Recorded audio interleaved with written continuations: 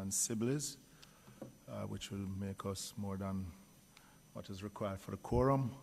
Let me welcome Acting Permanent Secretary and the team from the Ministry of Education.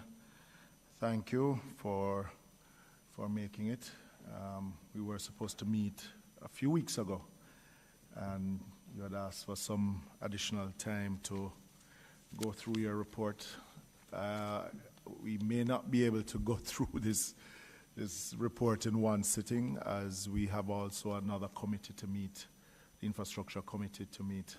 But we will not be meeting again before the Christmas, so you don't have to worry. And I know it is coming down to crunch time for you also, dealing with the budget and other administrative matters to go into the new budgeting period. So we'll do as much as we can here today, and then we'll set another meeting in the new calendar year. All right? So the apologies for absence, I only have an apology for member wholeness. Is there any other apology for absence? No? And I think, got a call from member Jackson, who said he'll join us online at some point. All right. We'll defer the confirmation of minutes, which is for the the meeting before the 26th of October. And then we move into item 6, which is new business. So we'll proceed by allowing you, Madam PS, to make your opening remarks, and then we'll open for questioning. Thank you very much, Chairman. Good morning to you, and good morning to other members of the committee. Let me first introduce the team with me this morning. We have quite a big report, and so you can see the size of the team is a reflection of the number of areas that we have to go through in this report. So we have Mrs. Vivian Johnson, who is a little late, her Senior Director of Policy and Planning in the Ministry. Dr. Casson Troop, right to my left. She's our Chief Education Officer Acting. Dr. Clover Flowers is on her way. Dr. Felicia Marshall is the Assistant Chief Education Officer in the Tertiary Unit. Mrs. Sonia Banton, our Principal Finance Officer, and she's accompanied by Mrs. Norma McIntosh Martell, who is a Desk Officer and Budget Analyst from the Ministry of Finance and the Public Service.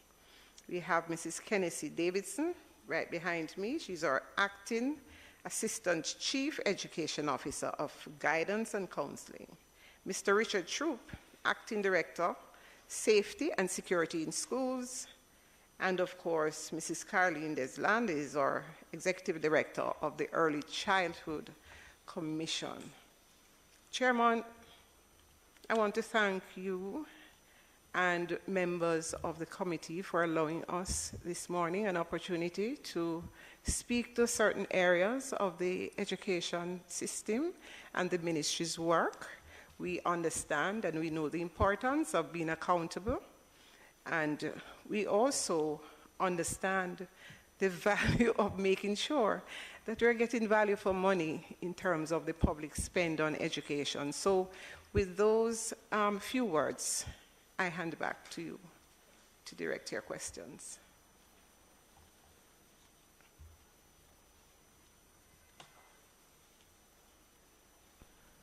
Members, you have the report. Those online, and Member Hamilton, the Permanent Secretary is open for questioning. Sure, Chair. Good morning, team. So I endeavor to go through your 45-page document, but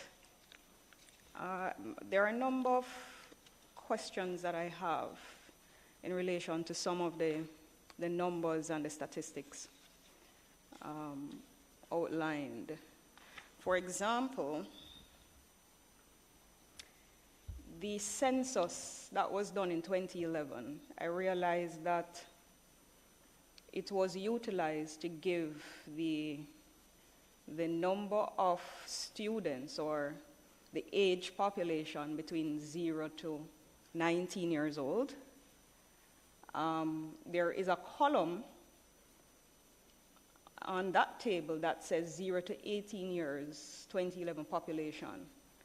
But I was trying to identify where the 2011 numbers came from for the 0 to 18 age range, because the census itself goes to 0 to 19.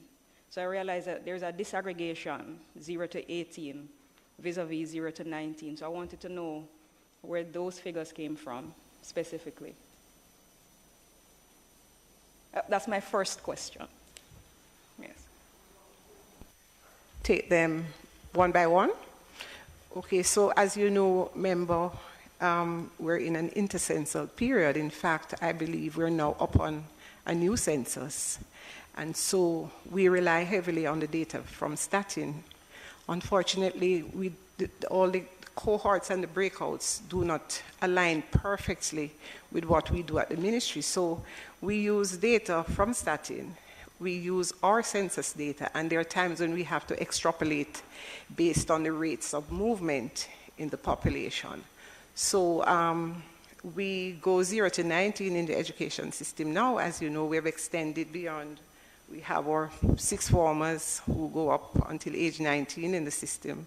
And so to give a true reflection, we have to use those numbers. But those are juxtaposed against the Statin breakout, which is 0 to 18. And so we've explained in the narrative that we have done some approximation based on that. Yeah, but the Statin numbers, it's actually 0 to 19. But there is a breakout. For example, it says the very first line, Jamaica, and it gives the total population at 2011. And then it gives a number for 0 to 4, gives a number for 5 to 9, and so on from 15 to 19. But then there is this breakout, 0 to 18, that says 928,688. So for me, going through the numbers, what I realized is that there was like a 5% calculation on each figure to determine what the 19-year-olds would be. Right. I don't know if I'm incorrect. Yes, yes. Okay, so that is just a ministry calculation. We have had to do some approximation, as I said. It's an estimation because of the dissonance in terms of how Statin collects vis-a-vis what's actually happening now. I expect that in the new census, you'll see data that is more closely aligned because of what we're doing now. Well, what you're doing now would include the 19-year-olds. Yes. So it would be more perfectly aligned right now for what you're doing. Okay. Yes. I just wanted to get some clarity on that. Mm-hmm. There is also a table, let's see, page 2.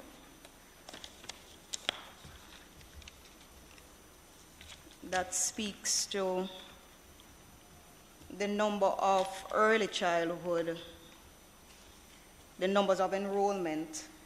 Page 2, I think it should be at the bottom of page 2. From early childhood to secondary, which captures both public and private schools. But it was prefaced by a statement that says that the Jamaica Survey of Living Conditions 2019 indicated that approximately 14% of students at the primary level and 8% at the secondary level are in private educational institutions. The data provided within the table, however, does not align to those percentages. So I'm wondering what the value of that information was in relation to the table that was provided, or is there some other information that you wanted to give as it relates to those percentages? Okay, I'm going to hand over to our early childhood director. However, I'll just say ahead of time that sometimes we try to put context on the data. Very often people do not account for the numbers of our students who are in private institutions who actually migrate later on to the secondary level of the system.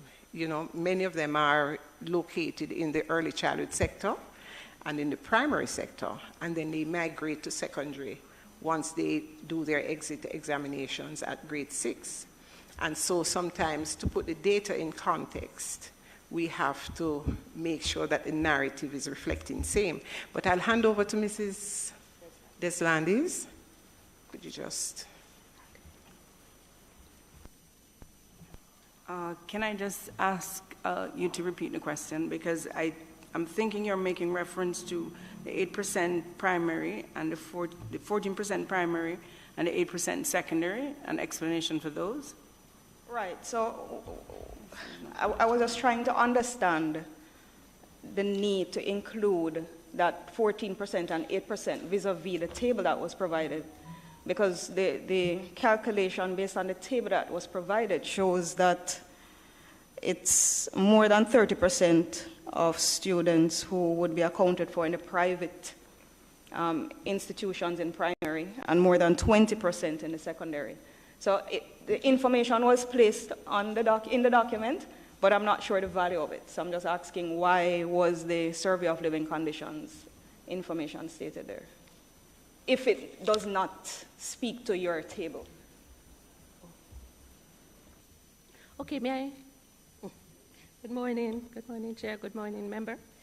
Okay, what would have happened? We would have the public school data, and then based on the information from Statin, we would have used that to estimate the information at the private schools. We would not have had all of the data coming in from the private schools, and so in using that information as against the age cohort in this system, that was what was used. And so for example, at the secondary level, we would have seen that 58% or 59%, sorry, would be in the secondary school, and that would approximate to the 14% or the 8%. Hold on. You're speaking about secondary where it says private 59,863? Right. Vis-a-vis public 205,751? Because that 59% of the total 265 is actually more than 20%. So that's why I was wondering how the calculations were done. Okay, we will get back to you with respect to that, but they had used, our statistician did use the formula, the 14 plus the 8, so I'm just going to check and get back with you with respect to that. Okay, because these are some of the things that kind of, got me confused while I was reading through the document. I'll move on until we can get clarity on that. Maybe something subsequently can be sent to me. Let me just add, we just got a new report here. Yeah, I realize that there are some numbers that are different from the one that was sent to us. It's gone to print. This is not correct. This is not correct? That I'm working from I now? mean, there are two figures that I see that jump out at me, which is, first one is really the school population. Yes. We're in the old report is 726, first page 700, in the new report is 690. That was adjusted, Chair. Yes. So we've only removed page 1. Okay. Actually, pages 1 and 2. So the table in question now remains. Yes, it's the same. Yes, yes. Now, Chair, in relation to the question you asked, not Chair, through the Chair, Yeah. the question you asked about the value of that statement, I could say perhaps it wouldn't have a bearing on the numbers in the table and perhaps never needed to be there, So sometimes it's not always necessary to put in all the workings unless you're asked to show working. So That's what I thought. yes, Sometimes it's good to, less is more. yes, yes. Thank you. On page 5, at question 5, I think it is, and the response. It says that the government ECIs are by definition infant schools and infant departments, and the public-private ECIs are basic schools. Are these the institutions referred to as pre-primary? Or are there other institutions that are a part of this classification? Okay, they're all pre-primary, but then we have added to this our prep schools. So within the early childhood designation, you have our infant school, infant departments that are government schools, or public-private institutions, which are the community basic schools, and then you would have your prep schools. How do we account for these prep schools? Are they a part of the private? Yes. I mean, there's public-private and then there's private. And there's private, yeah. So how are they captured? Well, the public-private gets a subsidy from government, and the private gets, they get no subsidy, right? But we do have the numbers. We have the numbers for them for the because, private. right, because they're within the system and they are subjected to everything else that everybody is.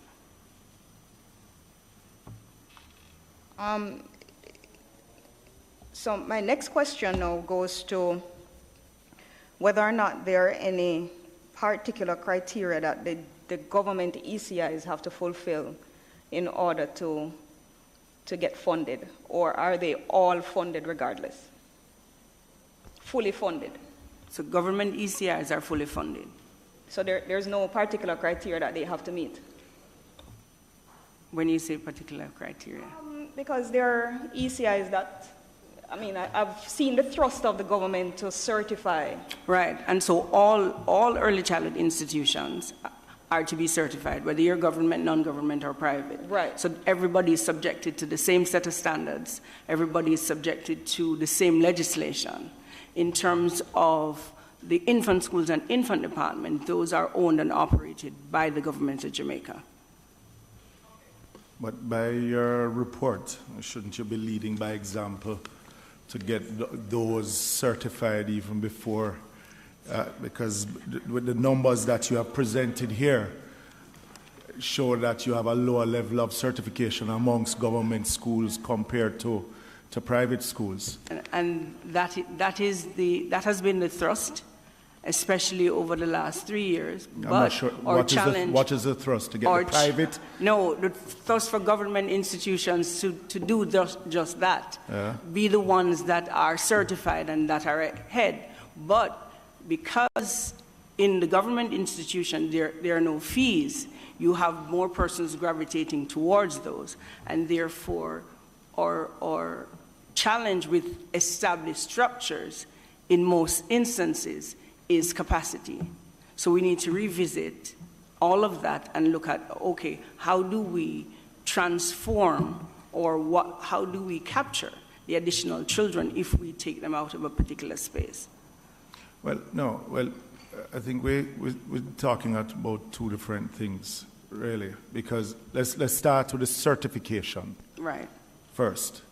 And by the information that was given to us, right, you have more private, non-governmental certified institutions certified over the 3-year period compared to government institutions that have been certified.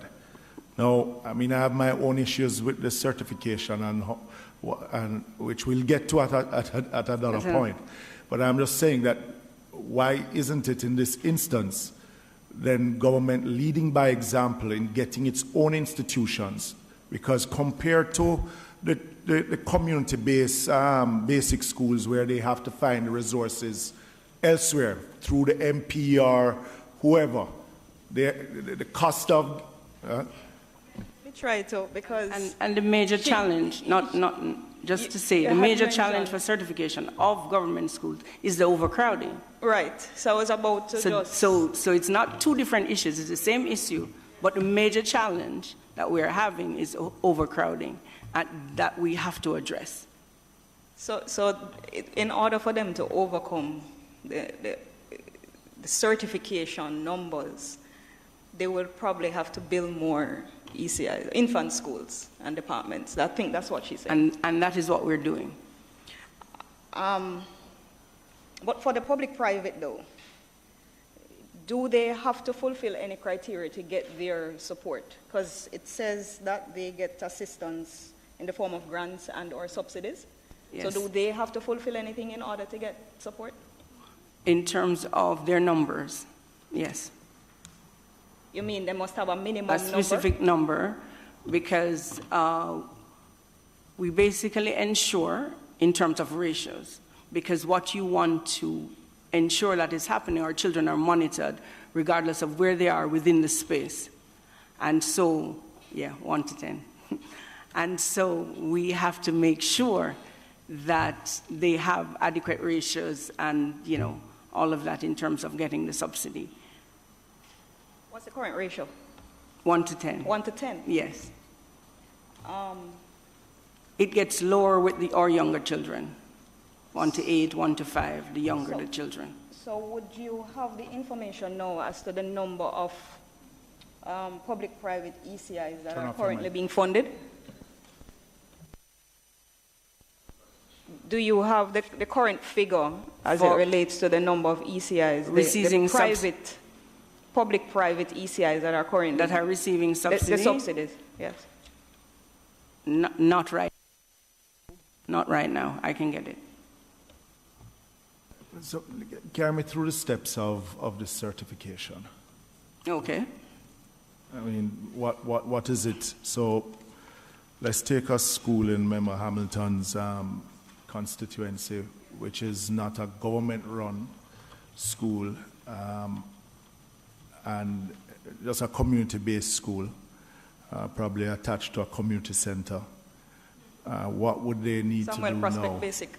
Yeah, what would they need to know to be certified? Okay. If it's a new school?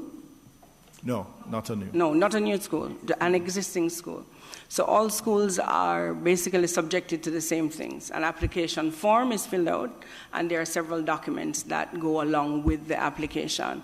Your fire report, your public health report, the qualifications of your persons within the space, a design of the structure, no,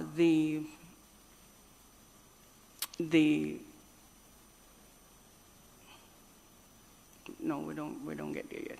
And so the application is submitted. When the application is submitted to the ECC along with the accompanying, or the police record and all the rest of, and the medical for the staff.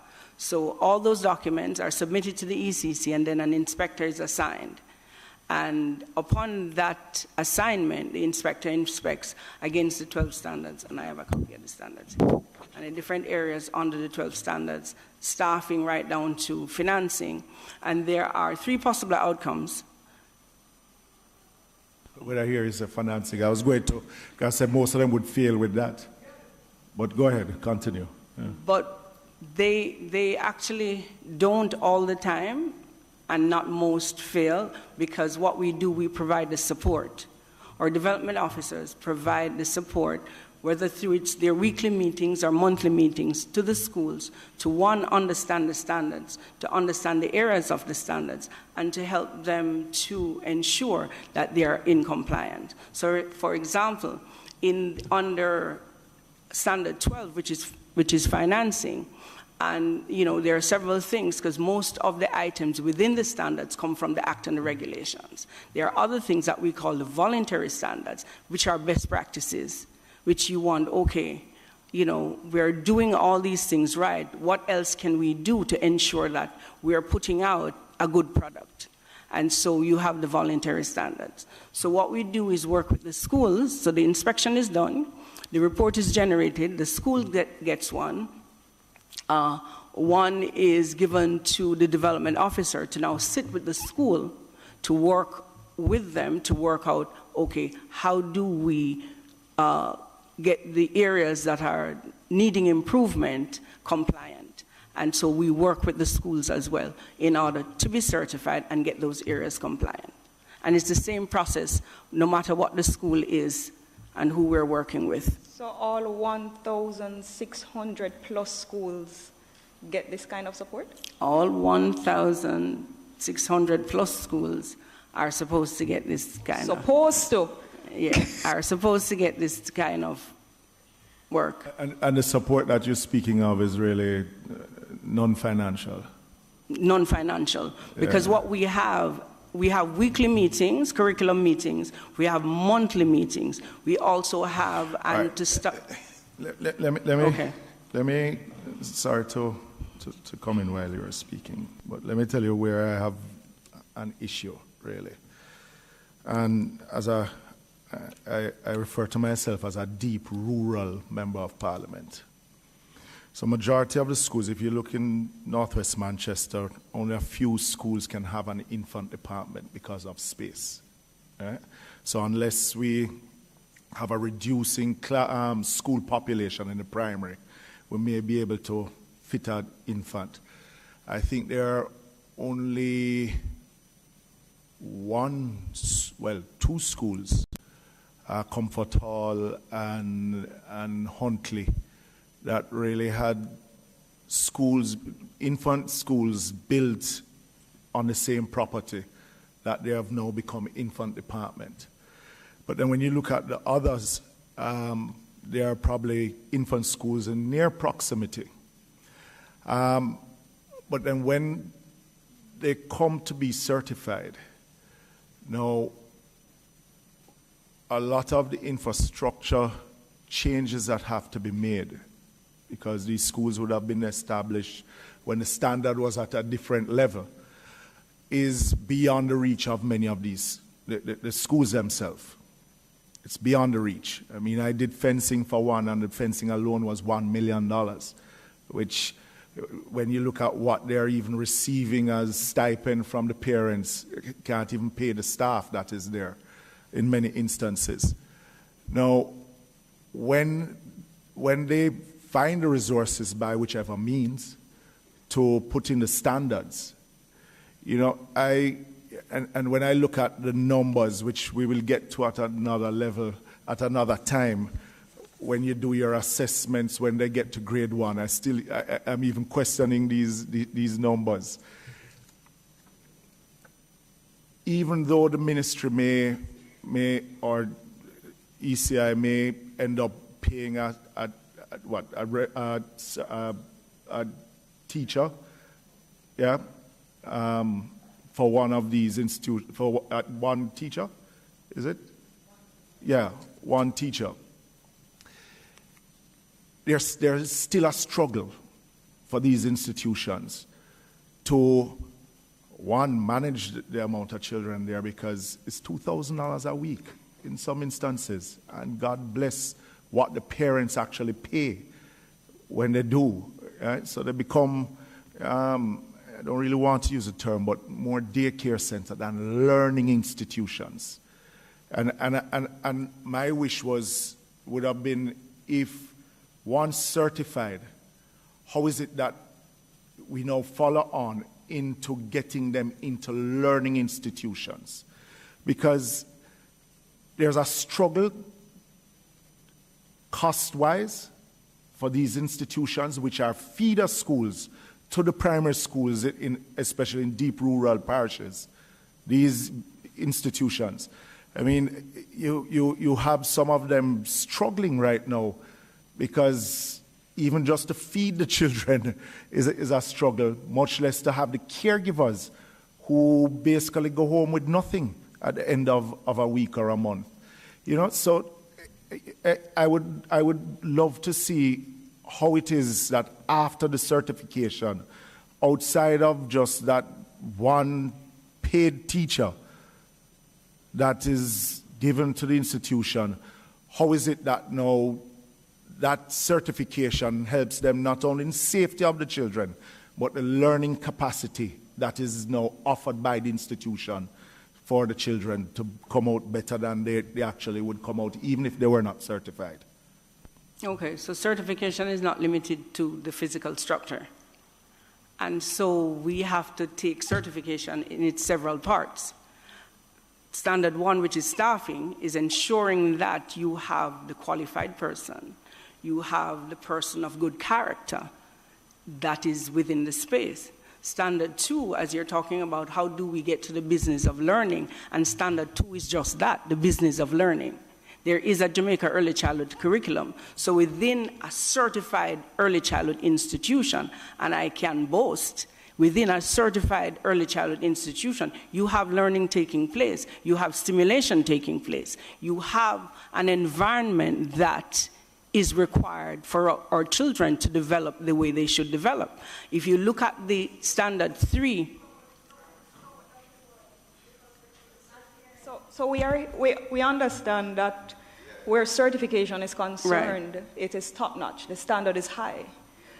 The difficulty I have is that you only have 88 for the 3 years for private and 48 for the 3 years for public, out of a possible 2,200 plus schools. So it means that if, well, the question I have, what happens to those institutions that are not certified, that don't fit the standard of a certification? What happens there? okay, let me give a little bit more context. When the commission was created and an assessment was done of the sector, there were over 3,000 early childhood institutions. That was pre-standard, as you were saying. And when the first thing the commission did was to ensure health and safety, that was the focus, because you didn't want anything happening to the children, and that's reasonable. So for the first few years, we did health and safety. Then we focused on qualification of our teachers, of our practitioners, to ensure that as we... Which is what now? Minimum bachelor's? Yes. Okay. As we progressed and as the years go on, we're gradually adding to. And so in 2013, at our 10-year mark, we saw schools merging. We saw a reshaping of the sector because, you're now being regulated. You now had a standard that you could follow. You're now hearing about what children needed in order to, realize their full potential. So in 2013, at our 10-year mark, we started looking at, now that we have gotten the health and safety down and we are with qualification, we said, okay, let's now create a greater thrust for certification. So within all parishes at that time, we started looking at where the schools were in terms of the percentages of the standards. And that was the drive. So all schools, whether or not they're certified, they receive the visits, the monitoring, because they have to be inspected. They receive support from our development officers in terms of curriculum support. All schools are invited to all sessions. All schools are invited to all sessions that we have. Not just the certified schools. So all schools, everybody is... What is the advantage of being certified then? The advantage of being certified is you are producing a product that is of high quality and that is ensuring that the children that you have in your care are meeting their developmental milestones. But our question, in relation to the subsidy that is provided to these public-private ECIs, is what is used as is there a requirement, or are all those ECIs subsidized? And what is a subsidy? How do you go about subsidizing these ECIs? Okay, so as I said before, one of the criteria is the ratio. Another one is our development officers administer a classroom observation tool. So along with the inspection that happens, they also do administer COT, classroom observation. And this is where you observe the curriculum in action and to see what kind of support. So that observation, it gives us the ideas of what are the weak areas and how do we train our practitioners to meet the needs of our children. So when this tool is administered and it's, you know, the assessment is above 70%, you're recommended for subsidy. If it's below, then we know we have to tailor 70%. We have to tailor your training to suit, you know, whatever is happening or whatever is lacking in this situation.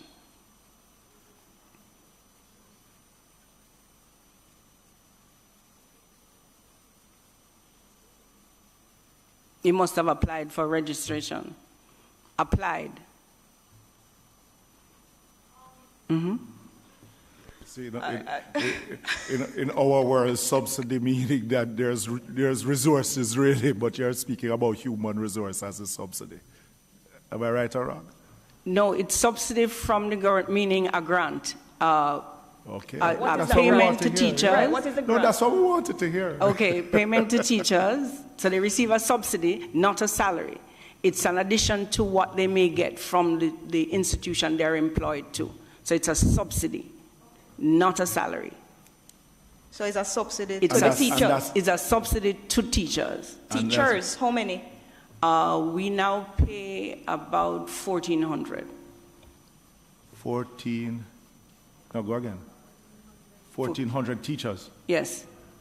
No, 1,400 teachers. So you pay 1,400 teachers. So All right, so when you have your 1 in 10, I mean, we are learning at the same time. Mm-hmm. So you have your 1 in 10. Mm-hmm. Each institution, a trained teacher, each institution has these 1,400 are trained teachers that you subsidize? Not necessarily. No, that's what I Because trained teachers are paid directly by the Ministry of Education from the government. Right. Okay. The subsidy that is administered through ECC to assist with the other trained teachers. And how many so it's two sets of trained teachers. And how many of these institutions have trained teachers?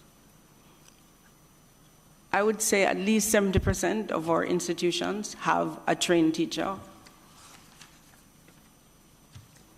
70% of the 2,000, how many institutions you have? Yeah, 2,200 or so? Yeah. 2,200 plus. It fluctuates. So it's, roughly.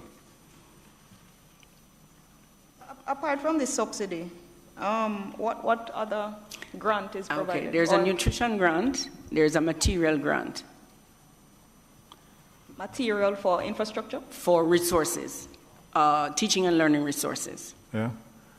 And these are given to all schools that are registered with?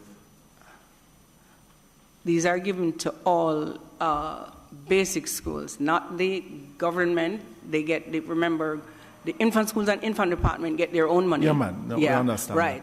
So the basic schools.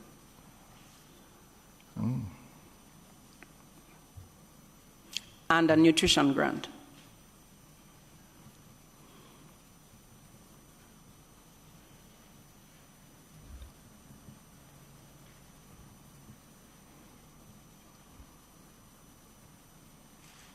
So, and as you said before, these grants and subsidies come from the ECC and not from the ministry? Come from the ministry through the ECC. It's all a part of the ministry's budget.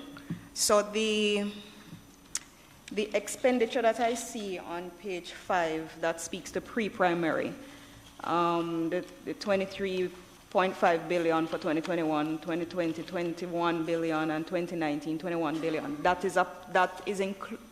These grants and subsidies are included in this expenditure, or in these expenditures? Yes. They are? Yes, they are. What else is included? I think this may be a ministry question now. What else is included in this expenditure, PS, for the pre-primary?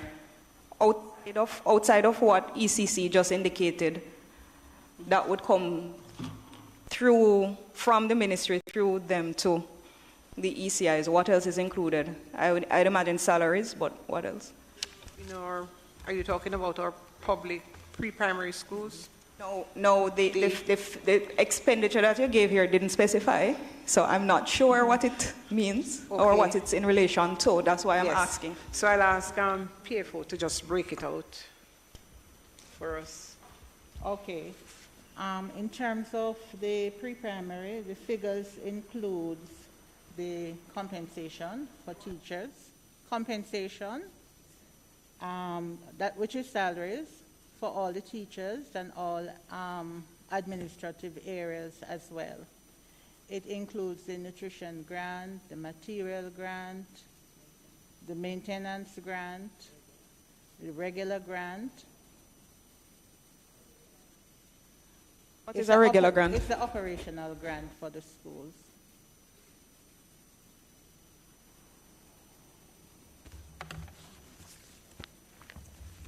Right, and any other issues which may come up from time to time. Miscellaneous. Utilities is also a part of it.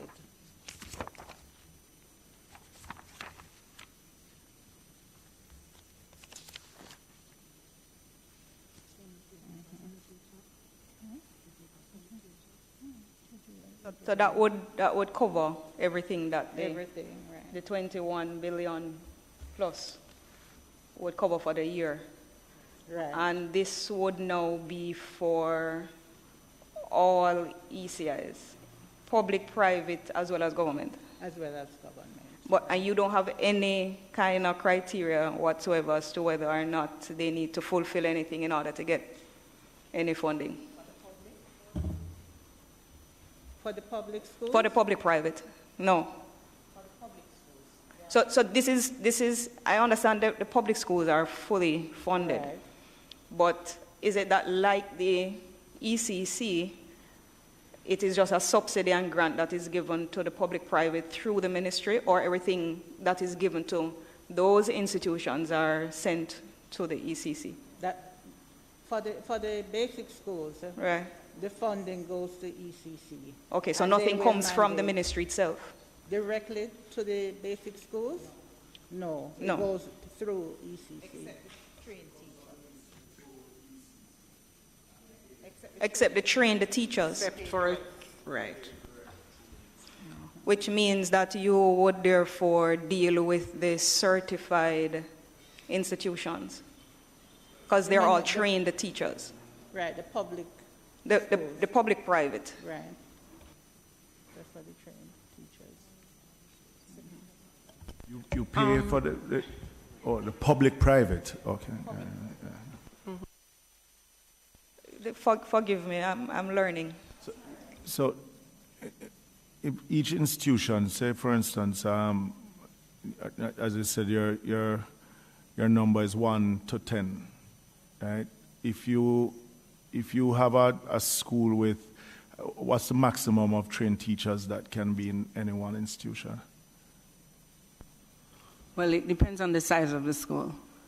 And so the ideal, what we are working towards, is having one trained teacher in a class. But it will take us a while to get there, but that is what we're working towards.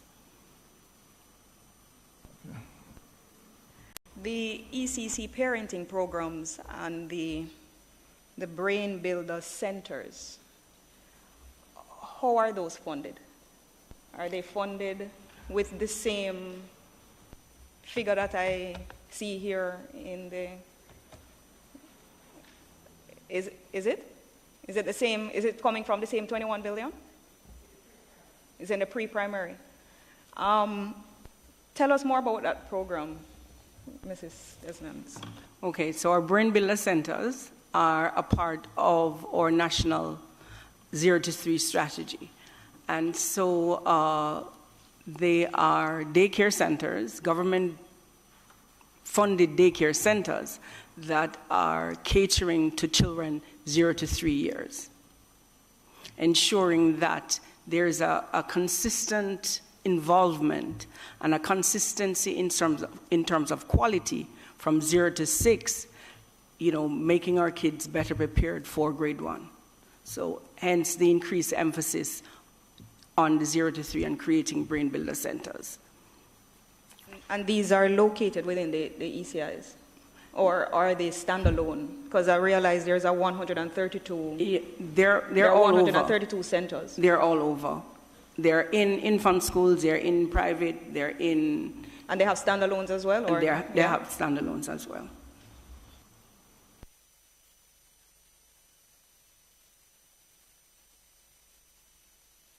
For the 2019-2020 financial year, there was a total of, as was mentioned before, $21 plus billion for the pre-primary. And I think in that year, it was stated somewhere in the document that there were 111,832 students in the ECIs.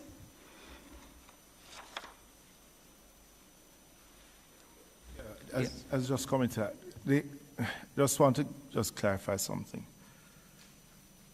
This public-private, meaning it's private that has public funding also. How many private that doesn't get any government funding institutions are there? Because I would imagine that those are also, there's some oversight from the Ministry of Ed or the ECC. Right, there's just over 300. There's oversight for them as well because they too have to be inspected. Yes. And they are a part of our support system. All right, so that's over 300 with about approximately how many students? Approximately... I mean, it doesn't have to be dead on, just...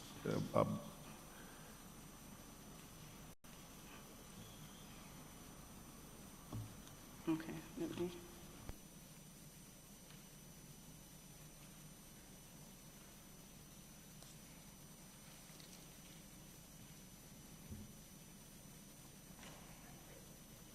Just out of curiosity, the numbers that I see here for enrollment of students would not include those private ECIs, would it? It does. It does? The 111, it does. It does. Oh, it includes the private? It includes the private. Right. No, because I'm looking at the cohorts which has been provided here.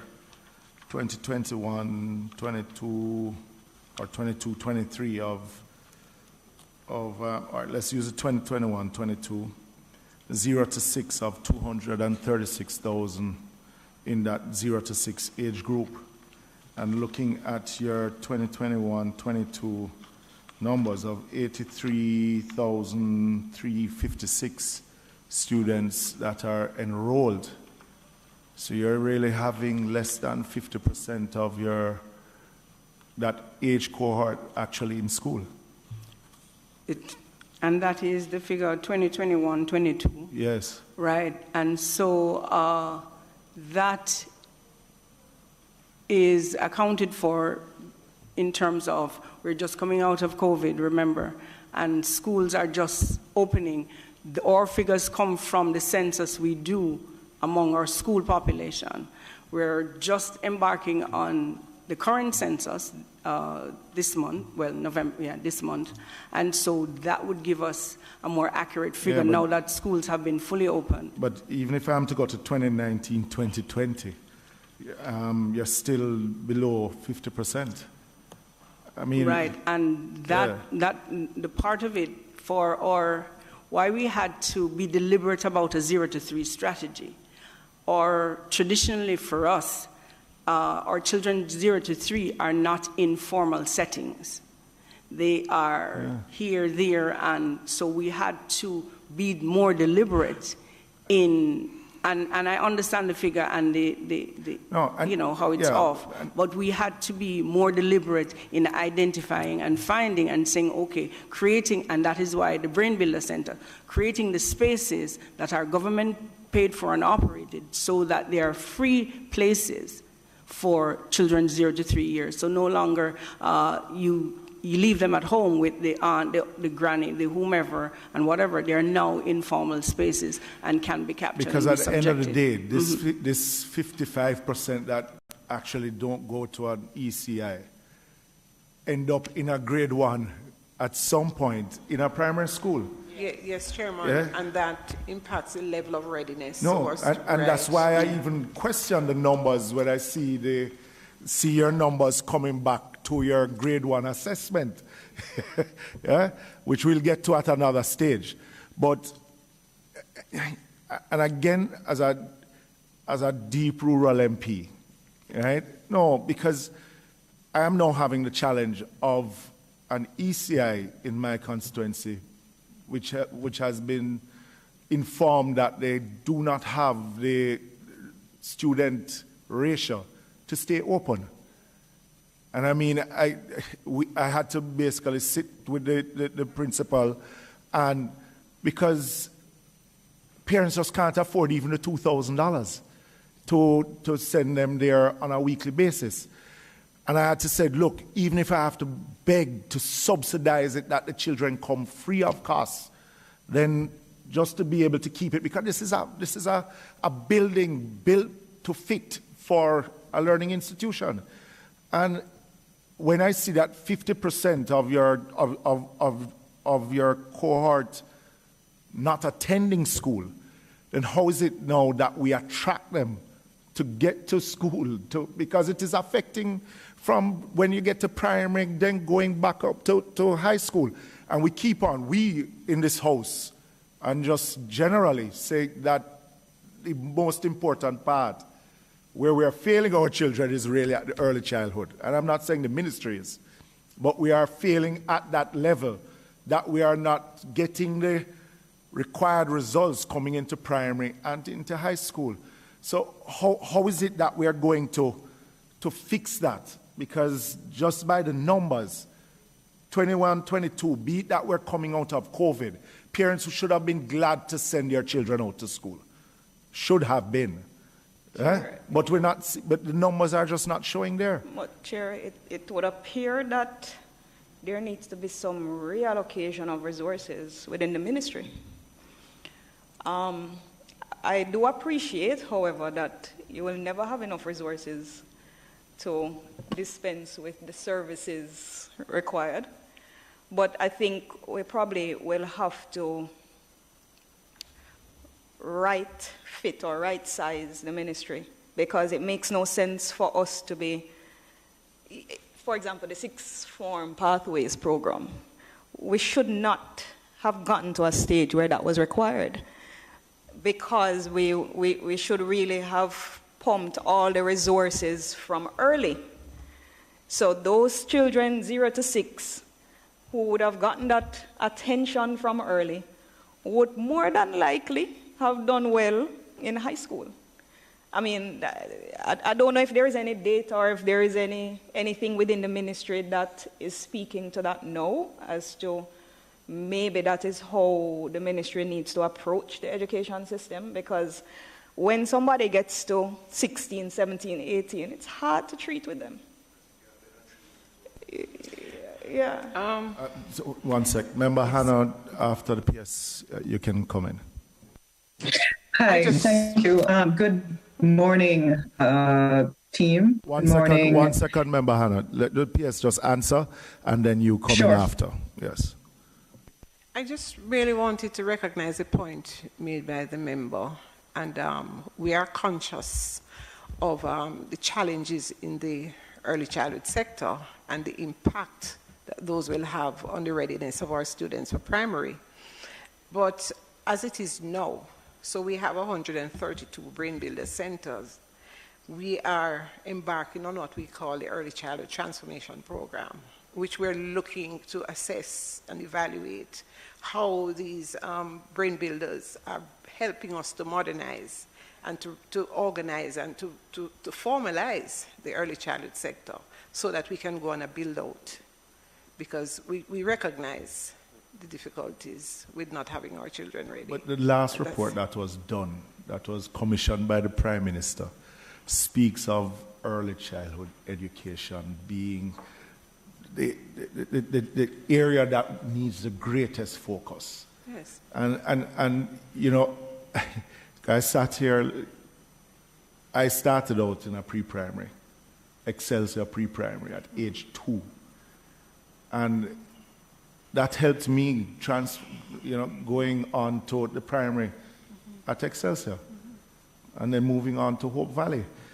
And I can recognize the value in it. But if we are, the challenge that I have is that where you have less than 50% of that age group population actually attending school, then when they get to grade 1, no matter what you do, that if we don't capture the majority of that cohort, Madam PS, Yes. then you have a problem, even if you capture only the 50%. Because at grade 1, they're still going to go to grade 1 when it comes to primary school. So the thing is that, yes, I think we do have enough space out there. I have 2 empty basic schools in my constituency, which was built by Chase Fund, both of them. That there are no children going to them now. Closed, lock up. Yes. Right? Mayfield and now Inglewood, which has now been told that they are going to be closed. It come January because they have less than. And we can, no matter what we say about the birth rate, we still have less than 50% attending these ECIs or going to school any at all.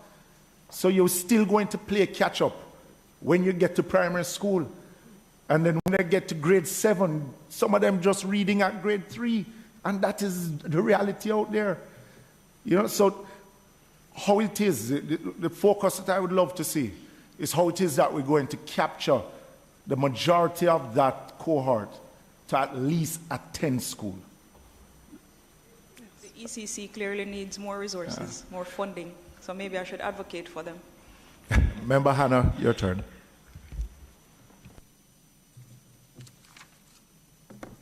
Member Hannah?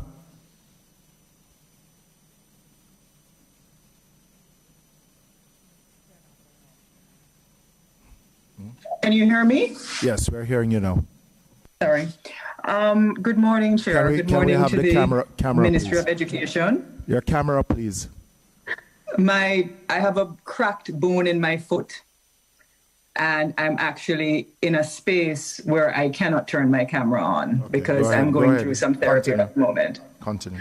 I have 2 questions, and perhaps let me first of all thank the ministry because I thought this report was extremely comprehensive. I thought it was impressive in terms of the numbers, and I want to just thank you for spending the time to do it. Chair, I think all of us are aware that the greatest space or period of a child's brain development is from 0 to 3. So all of us are here as parents, as former students, perhaps advocating, and yes, that we want early childhood education to be a priority. P.S., is it that we're moving to a point where primary schools, all primary schools, will have an early childhood center attached to the primary school, like what prep schools have? In other words, prep schools have kindergarten 1 and kindergarten 2, and then they go to grade 1. It's not necessarily the same thing at a primary school, and I want to know if we have a national priority that we're looking to work towards that, because at one of my primary schools, Parrytown Primary, we have an early childhood center there, and I think it has been working well. The second question that I have is on page 5 of the document. I have seen where your per capita spend has actually decreased essentially over the years. And we're spending less money, and the proficiency levels have been declining. We've not been doing the kinds of work we need to be, or we're not seeing the kinds of results that we want to see. So if we're not improving, why aren't we advocating, Chair, to get more money for this ministry? Because if you go further into the report, you would have seen that and I guess it's COVID, that the math passes in 2019 versus 2021, there was a 40% drop-off. The larger substantive point, though, is this ministry, I believe, needs an injection of capital if we want to really see the kinds of results that we need. So, PS, why are we spending less money if we know we're getting less results? And what is your strategy for making sure that you increase your per capita spend for this upcoming financial year? Thank you, Chair. Thank you very much for those questions, Lady Hannah. Let me take the first one. In terms of how we place our institutions, the planners, they will tell you it is demand-based. So it may seem ad hoc as it is now where your basic schools are located, but actually the communities know where they need to have these little schools, and that is why they spring up from time to time, and sometimes they die right there. We embarked in recent years on a rationalization program, but we had to take into consideration the demands of the community, because mothers are not going to be taking their young ones too far from where they live or where they can get credit to have their children stay. And so there are some social factors operating on the ground that are not easily discernible if you're not a planner in that area. And so where we have, for example, the demand near to a primary school and there may be a shift in the population in that primary school, what we do is to capture that space, as it were, and convert that to either brain builder or infant school. And so we've been using that sort of approach for now to help us to transition the sector. But it doesn't negate our modernization plan, which takes into account all of these things on the ground to see how. You know, one of the key factors in our understanding of the sector is the ownership structure and how people respond to that ownership structure on the ground. And so even though we have transitioned about 50 in recent times, we are mindful that the owners of these institutions are not GOJ, you know, and so it is a process of negotiation and understanding between the government of Jamaica and the people as we transition the sector. I hope that is helpful. But, P.S., just to follow on, sorry, Member Hannah, in relation to what you said just now about transforming some of those basic schools to brain builder centers. The issue identified was the sheer geography and the fact that persons may not want to take their children to the particular basic school. So when you transform a basic to a brain builder center, wouldn't you have the same problem? When we do any kind of conversion at a particular school, we are conscious of or have the data relating to the demand in the area. So remember, it is demand-based also. So we're not just going to put it up and then you don't have attendance. We're going to have to look in the area, look at the birth rate, the growth rate, and so on, and decide what's the best fit for that particular area. Is it possible for us to get a breakdown as to where the 132 centers are? Sure. Across the island? Sure. So, okay. Sure. Member Hannah, you wanted a follow-up? She had a. No, I don't. I'm satisfied with the permanent secretary's answer. What I want is the answer to the second question, because I have some remarks that I want to make based on the answer that I'm going to hear. Okay, so on to the second question about the declining per capita. You would note that during the pandemic, the spend looks less, and it really was because some of the allowances that we would be giving to our schools in normal times, some of those were not done. I could ask Dr. Troop if you want to get into the details of it to see some of these things were not sent to school because children were not in school at the time. Hold on. No, Right. Before you go, there are two other members before you. Thank you. Is that suffice for you, Member Hannah? No, I think she's passing the answer on to Dr. Troop, if I'm clear. I mean, I hear what the PS says about a declining per capita spend because of COVID, because schools were closed, but the ministry actually spent other monies in other ways, and perhaps that is not captured in terms of tablets and the like. So I'm not sure I'm satisfied with that question, because what I'm trying to do, PS, is to identify how this committee can advocate on the ministry's behalf to make sure at the end of the day, we have a community and a society and a country that is transformative in education. At the moment, when you look at where Jamaica stands in terms of literacy in the region, obviously we're doing some things better where subjects are concerned, and we're just naturally better than other regional countries.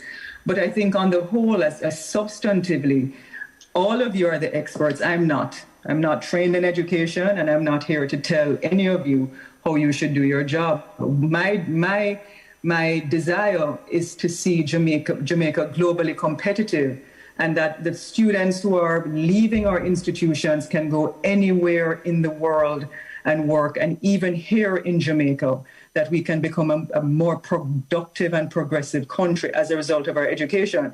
And what I'm seeing in the report is, and coming out of COVID, I get it.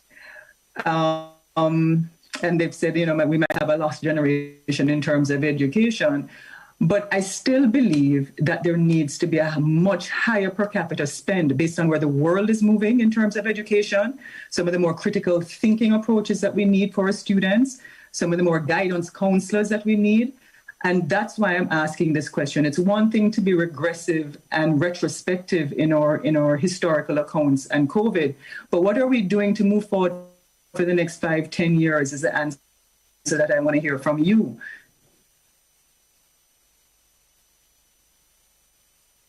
Okay, thank you for qualifying your question that way. I believe we maybe are not at a point yet, Dr. Troop, where we have actually quantified the amount of money that we've spent on all those efforts to recovery and to make sure that our children were getting education during COVID. So you did mention the fact that we were buying equipment such as laptops for our teachers and tablets for our children and so on. And we probably were remiss in not making sure that we captured that data in the per capita spend. But indeed, as I said before, in our modernization attempt, at the moment, we are really diving deeply into how we're going to be able to move the sector forward, as you rightly said, to put it on par with world class, because that's what we want. So out of that, we could come back to give you more, thorough data on our spend and our intended spend in the near future, perhaps the next 3 to 5 years, what it should look like and what we will need to spend to get it there. Thank you, PS. Oh. You have two member siblings and yeah. You want to follow up on that? Thank you, Chair. Go ahead. Good morning, colleague, and to the ministry, Madam PS and your team, a pleasant good morning to you. I too want to share my commendation with the report, as Member Anna has just pointed out. I think it's a comprehensive report. I was really taken aback in a positive way when I got the report. And the different tables and the fact that you made a number of qualifications and caveats where you think it might be helpful, and they were indeed helpful.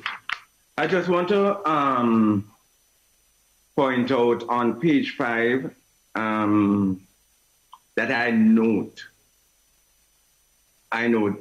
that the ministry is seemingly to do a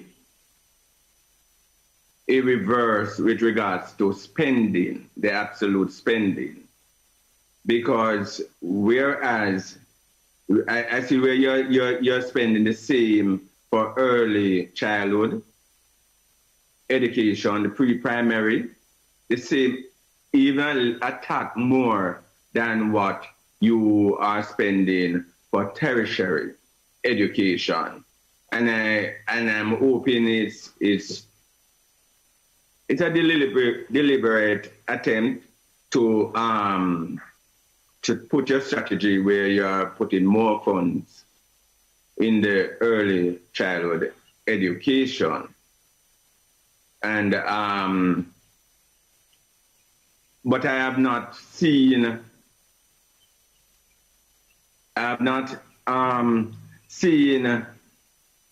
the table, or maybe you are not able. What I want to bring to the attention is that, notwithstanding that we had COVID between 2020 and 2022, we are seeing where there is an increased spending in pre-primary. And I just want to, and the per capita has decreased. What has accounted for this? Is an increase in absolute spending, but decrease in per capita. Is that, could you explain that? Maybe it's the PFO need to take that question through you, Madam PS. Thank you, member. Mrs. Banton, would you like to? Okay.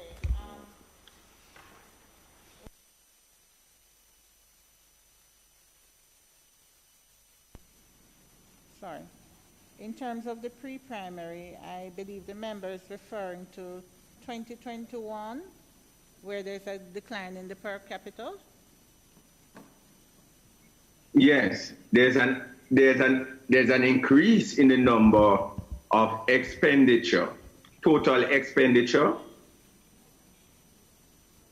and notwithstanding that we had a decrease in attendance in students, and then we are now having a decrease in per capita. Wondering what account for that this difference. I'm thinking that the per capita would have been increasing based on the fact that there are less students who have attended school during that period.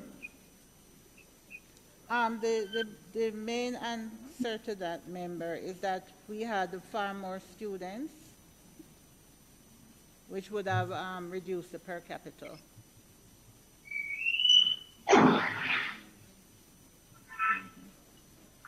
Okay, I thought I heard earlier that we had less students during the time of COVID, and this is during the time of COVID.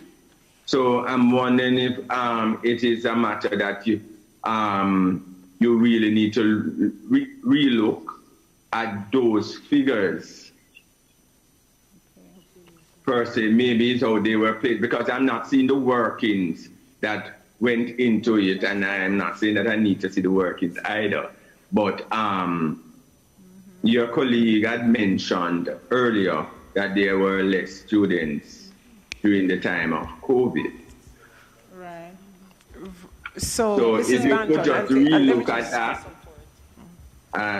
I know you might not be able to give me the answer now, but if you could have a relook at it. All right. So thank you, member. We're committed to doing that, but recall, I'd said to Ms. Hannah before that I believe we should have taken into account many of the other things that supports that we had provided to our students who were, although they were not in school, they were getting care packages and they were getting all sorts of other supports, technology-wise and so on. And it may have been remiss of us not to include those numbers to give the country a truer picture of all that we've done to keep the system going during that time. So we look at this again. Yeah, thank you. And, you know, one of the things that I am, as member of parliament in Kleiner Northern rural constituency, I would really love if we could, I don't know if it's a policy of the ministry, maybe it is, but I've not been so involved as yet, where we could have some discussion as to how the early childhood institutions are meeting the standards and what we can do as stakeholders to assist, instead of we being approached by the early childhood institution in one area, and we are not knowing what is happening in the other area where what the ministry is doing.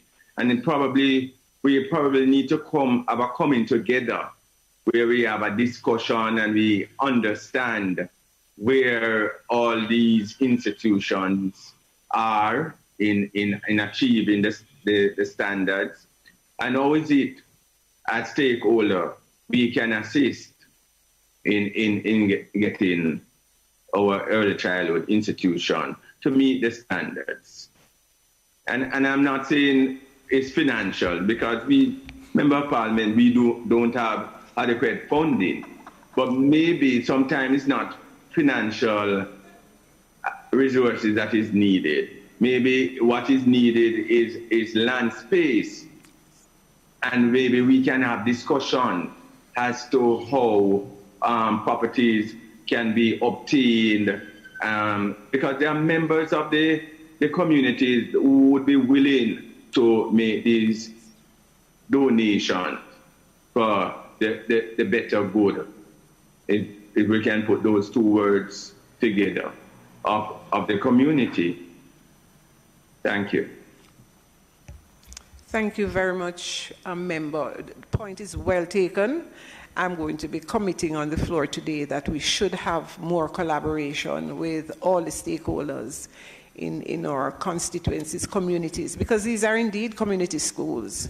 And yes, you're correct. It's not always financial resources that are needed, but any kind of support, human, and you know, just the thoughts about what can be done is always welcome. And so I'm committing to that today. Thank you very much. Member Witter.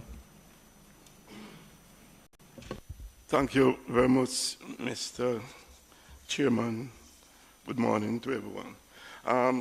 When I came in, I heard mention was made in relation to the issue of the impact that the COVID pandemic would have had on the issue of attendance and so on.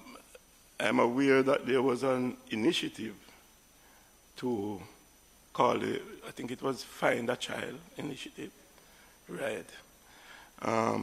What I want to find out is how much did that initiative capture the age cohort that we are speaking of now in terms of early childhood, 0 to 6? How much did you capture in that survey in terms of attendance? And also, if you know, what was the success of the program? And if it really captured that age group, what kind of strategy would you be looking at now in terms of looking at what would have been the result of those surveys? What do you have in place to address the issue of the attendance at the early childhood level. I know you mentioned that the attendance is not as, good as you would have wanted. So, given the fact that you would have done that survey, and if you capture those persons, what are the strategies that you're looking at now to address those issues? Okay, thank you for your question, sir. I should say to you, where we are now, we're almost back to pre-COVID in terms of our attendance. We still have a gap in terms of the way children are attending schools in Jamaica, and some of the problems are localized to certain areas. So the problems that are plague or rural schools in terms of attendance, they tend to be a little different from those in the urban areas. But I'm going to allow Mrs. Deslandis to speak to the early childhood efforts, the efforts we made at that level to improve attendance, and then I'll turn over to Mr. Troop, who was in charge of that program to which you referred, the yard-to-yard, and that took place at the higher levels of the system, the primary and secondary level of the system. So, Mrs. D?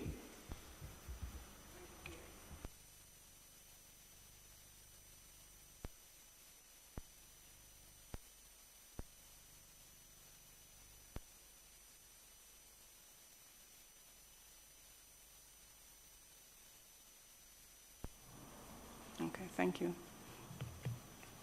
Okay. Let me just clarify. Not being enrolled does not mean they were not engaged. And so I just wanted to make that clear.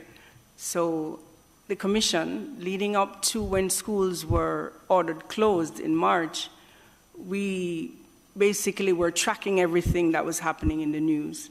So by the time schools were closed the Friday, we had our activity plans and stuff on our website in terms of meeting the needs of our age cohort. We also had in our resource centers the physical papers.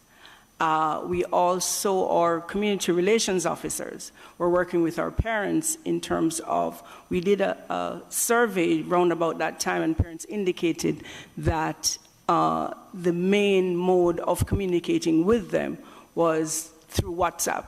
So our community relations officers had several WhatsApp groups with hundreds of parents sharing information, creating small group interactions to work with our age cohort who were not online because of no device or no internet or whatever the reason. That wasn't a challenge. What we did in our resource centers was to actually print the actual activity plans, and so our teachers, practitioners, were working with small groups of children during the COVID time.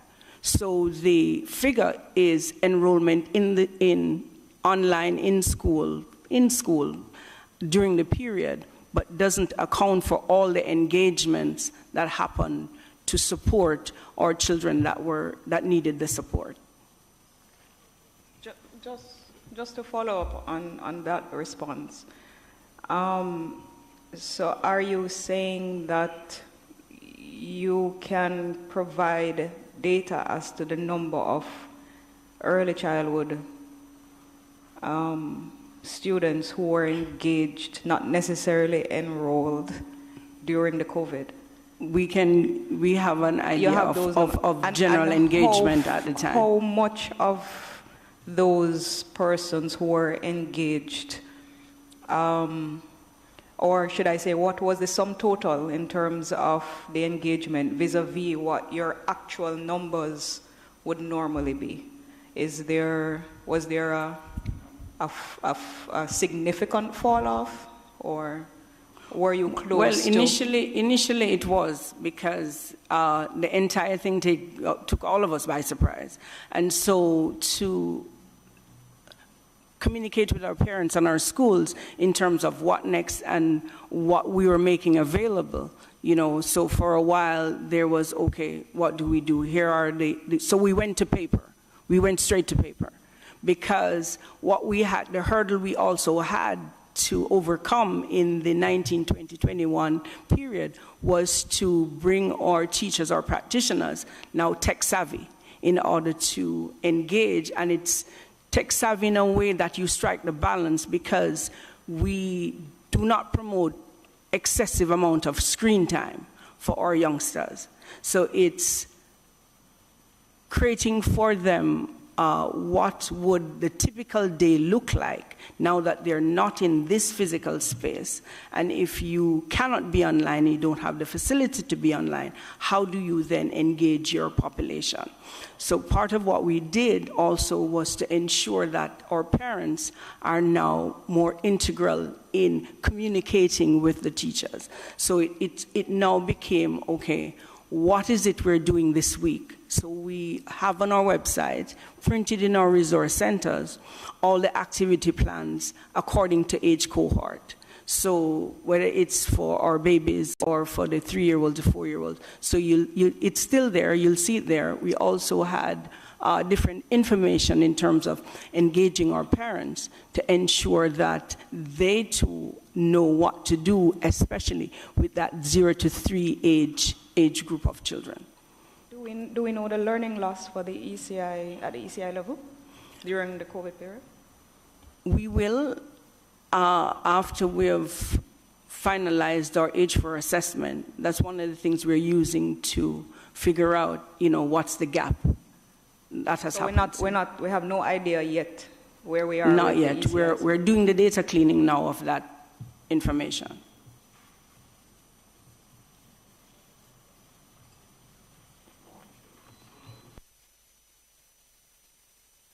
You mentioned that, yes.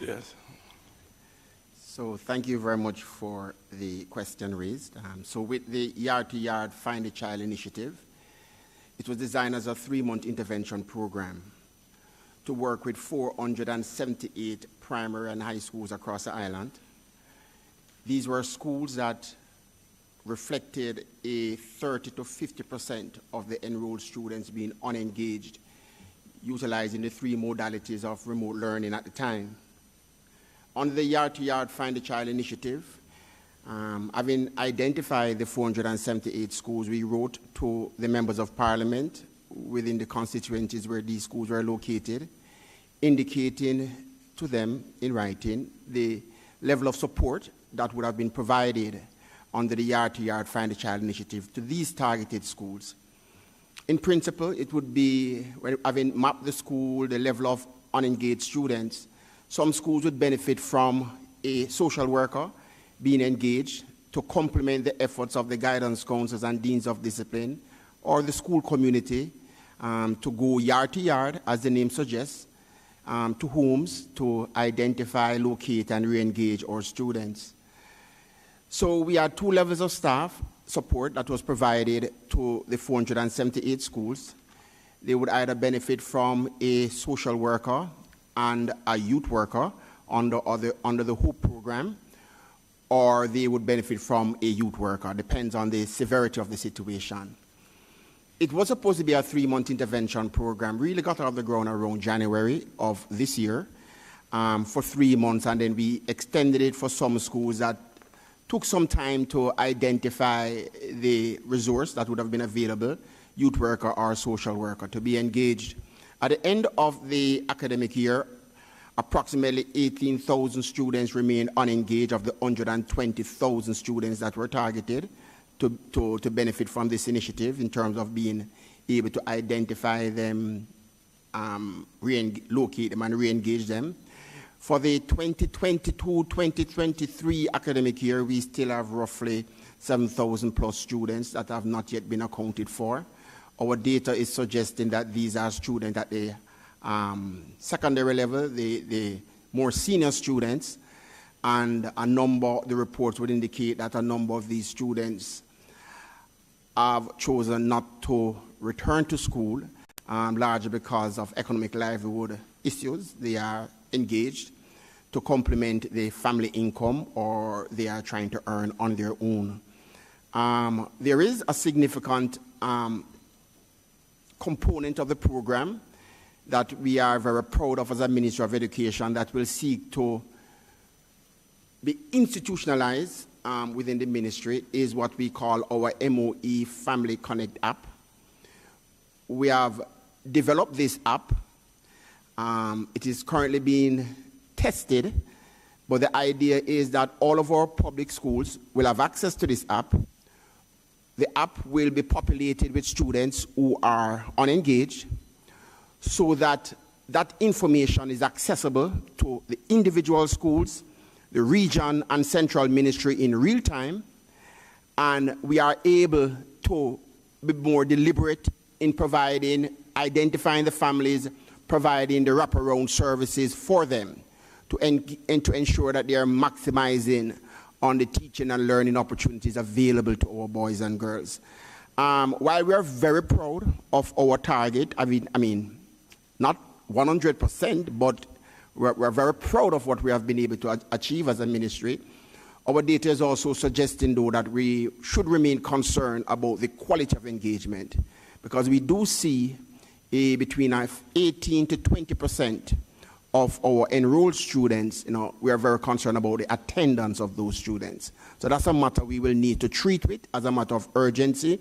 How do we ensure that our students are not only having returned to school, but are fully engaged 5 days per week? And that now becomes the focus of our effort moving forward. Thank you very much. Chair, just a follow-up. Okay. I heard you, but you speak to the issue of the primary school and the secondary school. Yes. I've not heard you touch anything on the early childhood. The infant schools that, we manage our infant schools. Yeah. So a number of infant schools would have been identified in the 478. But you would also appreciate, member, that the challenge was larger with the primary and secondary level, because the parents were very happy for the children to be in school during the pandemic, because, for many parents, many households, having children at home for close to 2 years was a nightmare, and it cost them a lot. Just a follow-up question in relation to what you said earlier, Mr. Troop. Yes. You had mentioned that the app would be used to identify students who are not engaged. Yes. Are those students who are enrolled but just not attending, or are these students who are not within the not captured at all within the education system? Yeah. I think, member, it would be fair to say, even before COVID, there was always a population of children that would not have been in school. COVID had magnified that number, but what COVID had also done for us as a ministry is for us now to be paying careful attention to all of our students. So we suspect, as would it be the normal situation where even at the start and during an academic year, we might lose some children. The effort now is, once our attendance record is indicating that some children are not in school in the way they ought to, we should be able to respond with a sense of urgency and respond clinically to those situations moving forward. So that is why, for us, the Family Connect app is so important, because it is not only committed to find the remaining 7,000 plus, but it's also committed to ensure that the system is able to respond adequately, effectively, and appropriately to these situations as they evolve. There are a couple of follow-up questions, including what Chair just said in relation to the number of persons now who would be a part of that app. Yes. How many students do you currently capture from that? And also, can the app be configured in such a way that we not only now look for the students who are enrolled but not engaged, but those students who are just totally not a part of the education system? For example, the sheer numbers that the chair mentioned before, especially in the ECI department. Can we use that app as a resource to try and find all of these students? Yeah. As I would have indicated, the app, we have completed development and is being tested, but the point is very valid, and so we will have to discuss internally. Remember that the ministry did an excellent job in this yard-to-yard That's initiative. Right. Thank you, Member. I'm thinking it can be incorporated somehow. Yeah, I mean, the technology will help so that we can know at some point identify all the students we have or the children we have out there that are not engaged within the education system. Noted, Member.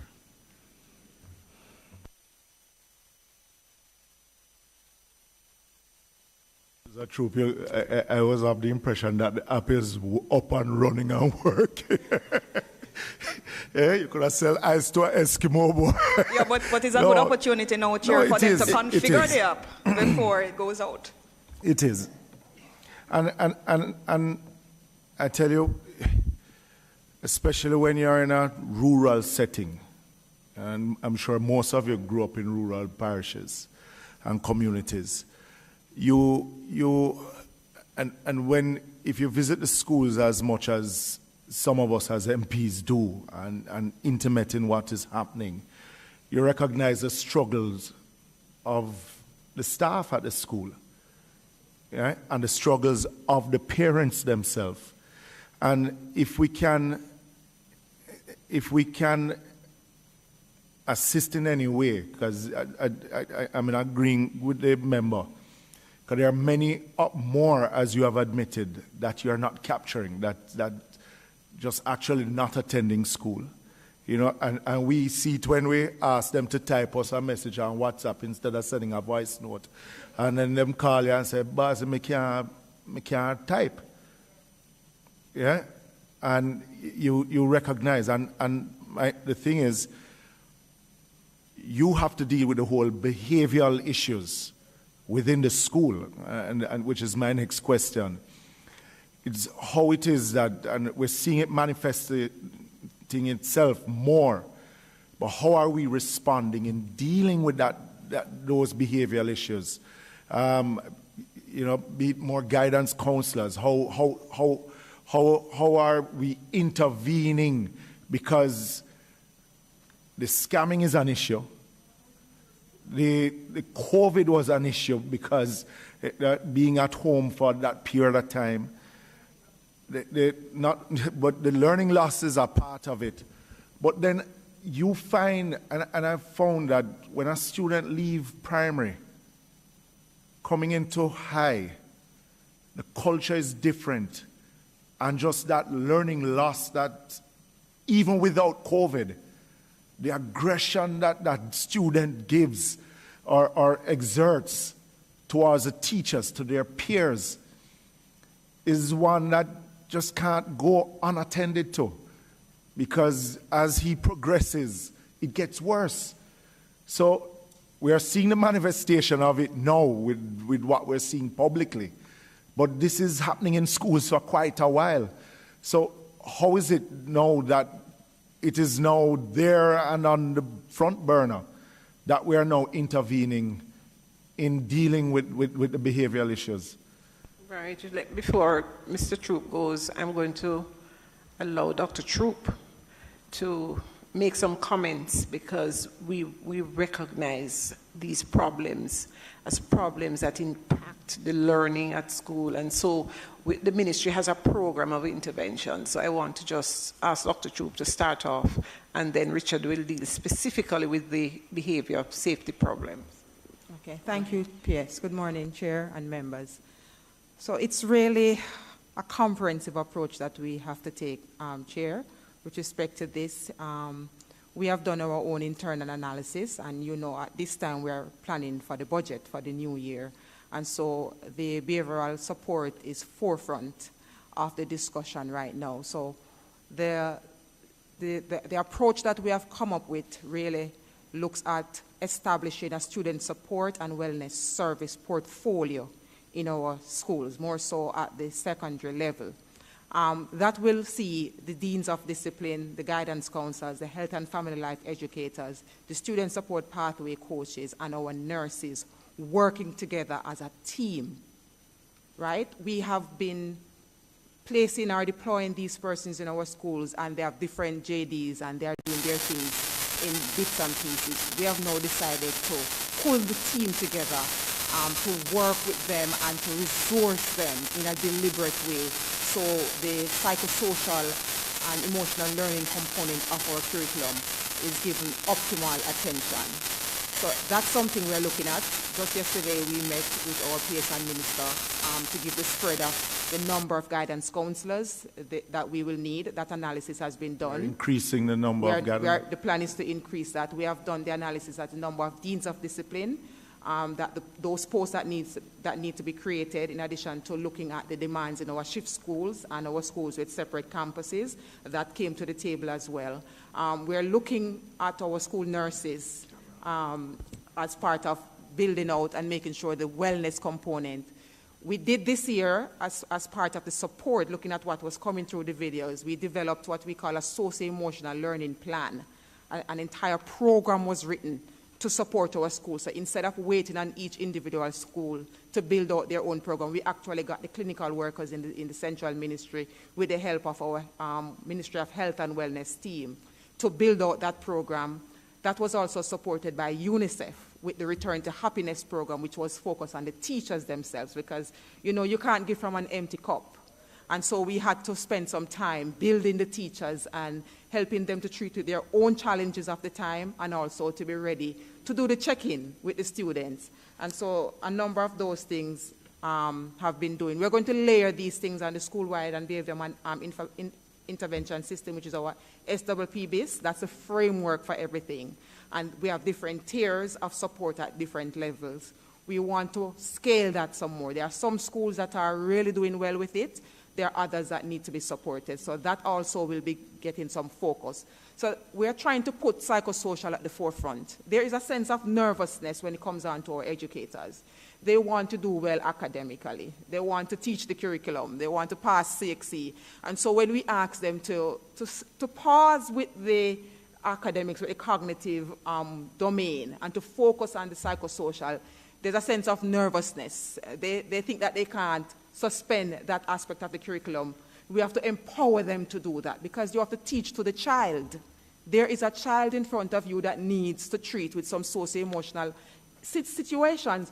Deal with that. And I have said to our principals that you can maximize after, because you will see that a child who's ready will capture more in the latter part than you are forcing these things that they're not really registering for the children. So we have to retool the system to focus on that and to give that prominence. Within that framework that you're developing, and seeing that, as I mentioned, you have some children who are just not at the stage of learning. Yes.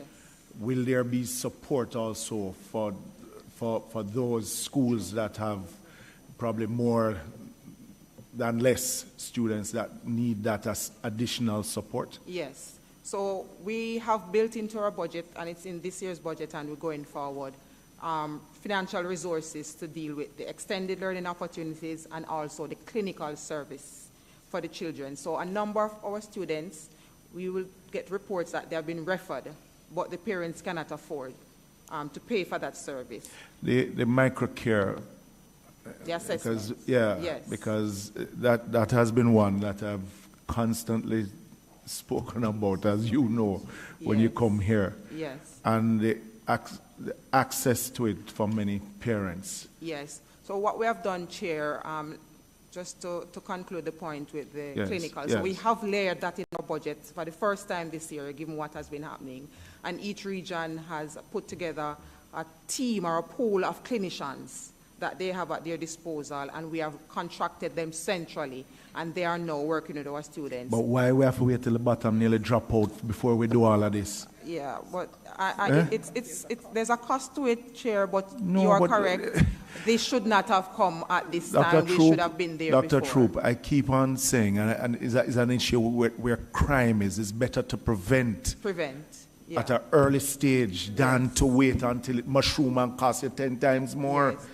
And that is true, because even with our guidance counselors and our deans, their program is designed to be preventative, Chair, right? But the demands are many. Are we looking at the ratio of guidance counselors to students now? Yes, Chair, and that is something that is before our PS and our minister. Now we are trying to maximize at the 1 to 500. Many schools are not there yet, and we have the count on that, and that is something that we'll be taking for the new budget to make sure that those posts can be filled out. And yeah, go ahead, member.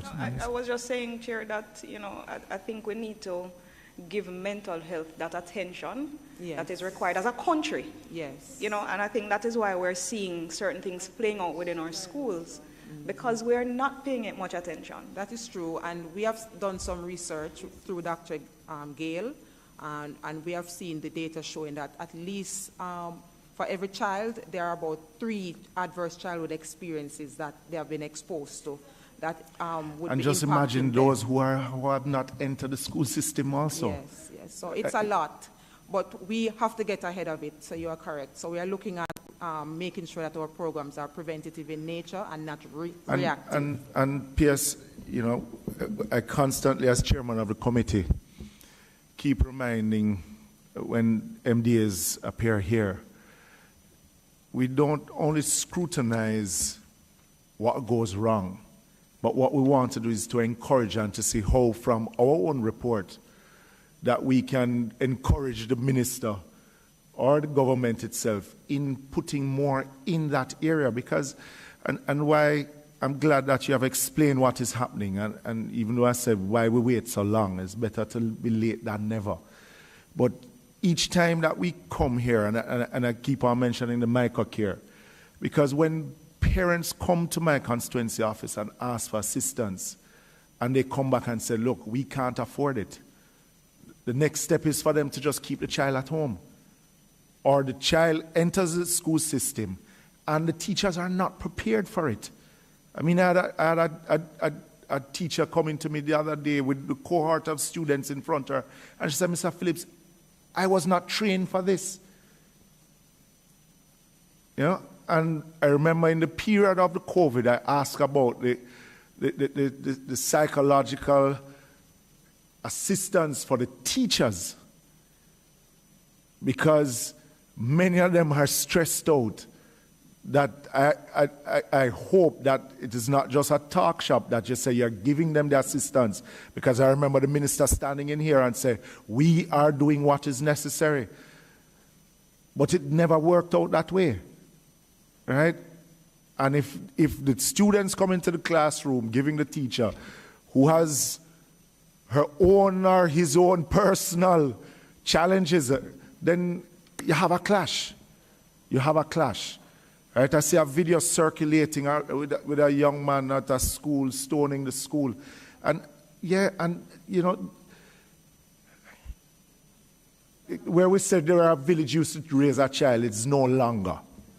And the school is where they spend a lot of their time. And you know, and when we talk about the investment in our school infrastructure, I mean, I went back to the primary school that I went to. And I was saying to a fellow student that it is worse off than when I went there. And I left in 1983, because when I went there, it had a music room.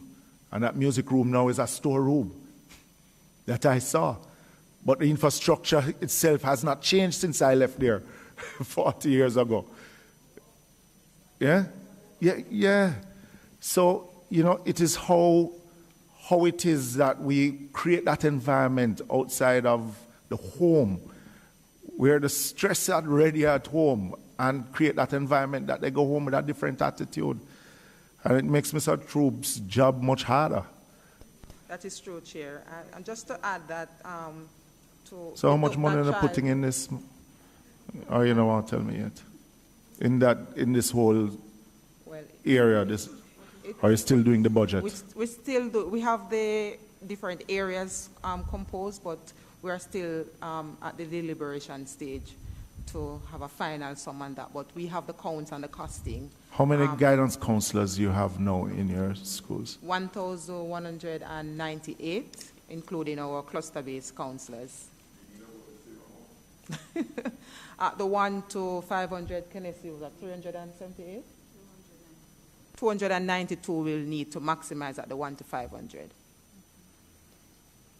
Mr. Chairman, pardon for my being late. In fact, I was at an infant school this morning that I couldn't get out of while I was late this morning. Sabina Infant, to be exact. As I mentioned about the infants, the guidance counselors, for those of us MPs who interact with our schools, we have a get a sense of the crisis that exists in our schools. And you know, Mr. Chairman, listening to the discussions just now, it's very painful. It's very painful. Very painful because you know what actually is happening in our schools on a daily basis. And what makes it a bit more sad, we don't talk about the problems enough.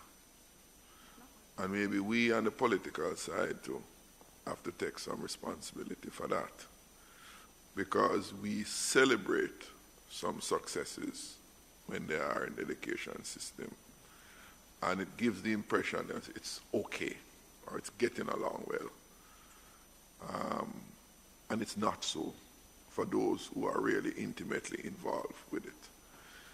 When I talk to some of my guidance counselors, especially both the primary school and the high schools, it's terrible. It's terrible. It's made terrible because of the breakdown that we have in the broader society, the families and so on. That put a lot of pressure on the schools, the classroom teachers, the subject teachers, and the guidance counselors. Because regrettably, the subject teachers and the classroom teachers, they have their core functions to teach that they have to focus on. But the extent and depth of the behavioral problem of the students that impair the teaching exercise, disrupt the whole school environment, that they have to now lead on the guidance counselors. The guidance counselors is your only refuge to ease some of the problem that they face on a daily basis, not on a one-off basis. You talk about the video, I saw it going around, and many people will see it and say, wow, there's a problem. I know for many of you who are intimately involved with the school know that there's nothing unique there. So that one has come to public light. It's a routine thing, and that's the reason my sympathies, PS, is for the guidance counselors. But why I raise it, because I think we really need to focus on it as a national problem. It's a national problem. I don't believe that the education ministry solely by itself can do it. But where your responsibility comes is to lead the charge, to enlist others to do it at the community level and in the household. Otherwise, we're just going around in circles, and we're going to reap the result down the road. Chairman mentioned about the crime problem and other behavioral problem. The schools almost become incubators for these things. And the truth is, the schools become the only direct channel that the state can intervene, because they are one organized place called a school that the children all come to. They're scattered there throughout the communities, but the children all come to these schools. Either at the, well, I was going to say at the primary level, because some things that some infant school teachers tell me about what happened in the infant level, the things that the children come and speak about that happen at home. It don't start at the primary level, it starts even before then. So these schools, as I say, become incubators for these problems to fester, and not only fester, also infect. Because those children with those behavioral issues end up enlisting others, hence the description of them being an infection for others. So my point, Chairman, I want to make is that the ministry, not that we're looking on you to solve the problem in terms of injecting what need to, but you have to lead the charge to mobilize the country, because you have them. You have them on a daily basis. No other institution in the country have them on a daily basis like you. So the material input and the social input have to be mobilized, and that is your responsibility. Second thing I just touch on that struck me in the report, Chairman, is we're all up on performance. Let me just on the first point.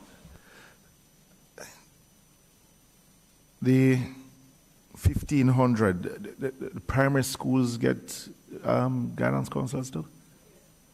So if I'm to look at your numbers here, well, 600, the numbers from your new report, 690,000 students, that is from 0 to 18. Right? And if I'm to take away the 232, so you have about 460, about 460,000 students between the primary and the high. Yeah, about 420 something. All right. And 1,500 guidance counselors across the board to deal with microphone. Right, so we have the 1,198 now, and we should be looking at another 278, can I say? 292. Yeah. Right. But we do have some small schools at the primary level. Which gets what attention those small schools get? Right, so they get the cluster approach because they have enrollment like 20, 35. No, understood. So we put 3 schools together in close proximity and we give them a counselor who roves. Okay. Some schools need a guidance counselor per grade. Yes. You know, that grade 8, grade 9. And I think what the members collectively is saying is that this is like a national... It's a great demand. Yeah, this is something that we as members of parliament who have to deal with them on a daily basis is something that needs urgent attention. Right. So, you know, it's really to make sure that you're doing what we feel is adequate enough to deal with the situation out there. Right. Which is why a member was explaining that we have to pull all the therapeutic roles in the school together. So the guidance counselor is not serving independently. The dean of discipline is a therapeutic role, as much as you see them. Not just a discipline. It's a preventative portfolio. Yeah. The nurse is there, the health and family life educator, because we moved from teaching that in an integrated approach to giving exclusive teachers for that. So those teachers predominantly focus on the grades 7 to 9 at the high school, and then the guidance counselors expand their personal development program from 10 to 13. So they are working collaboratively. That also freed up the guidance counselors to have more interventive time. So they have more counseling time because the health and family life educators are delivering the preventative curriculum. Is there going to be a join-up approach with other ministries outside of the Ministry of Health, dealing with the social worker side, the social home intervention? Yes, we have started. To add to that, because I realized that the ECC has parenting programs. Yes. So I wanted to know how those programs now will factor into, you know, the comprehensive approach of the ministry in relation to the behavioral problems. Because parents have a role to play and they must not divest that role to the government. And that's where our NPSC comes in. Remember, we have a National Parenting Support Commission. In fact, yesterday they just graduated 81 parent mentors. And there are 400 already in the suite, and these parents will be deployed in different areas across our country to work with parents.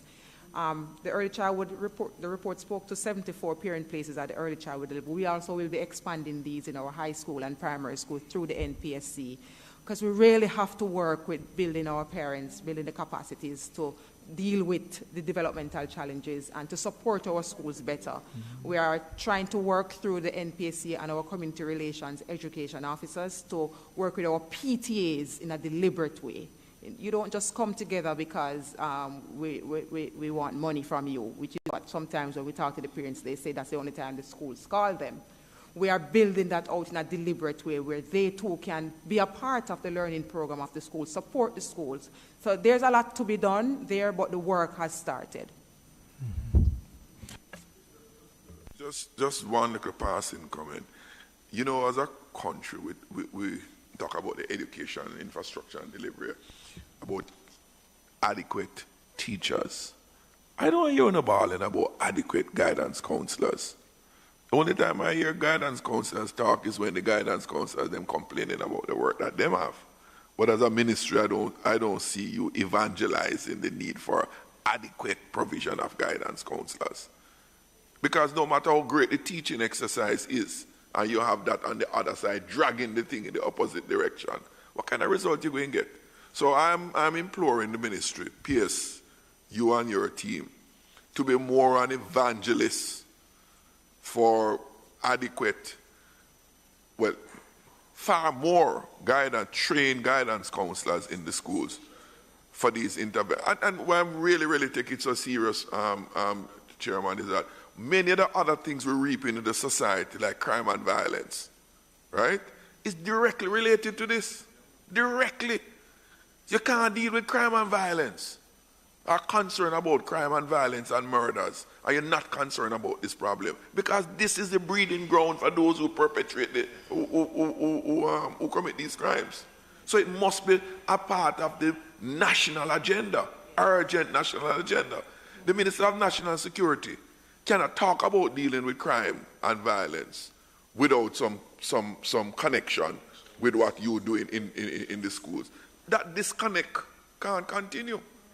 Yes, you're correct, Chair, but just let me add quickly before PS comes in, is that the partnership has started. We are working with the Ministry of National Security, the Ministry of Labor, and others under what we now dub our 25-35 school strategy, and that's really a joined-up approach. We are targeting those 34 schools in those ZOZOs, first and foremost. So there's a deliberate attempt to work with the boards, with the parents, with the teachers, and the entire school with these collective service agencies, and then we will be evaluating that and scale that. So there are we are doing some things now to look at the success of that, and then we take that over into the other areas. So the joined-up approach has begun. And I'm begging, don't take too long to add other schools that are not in ZOSO areas in that program.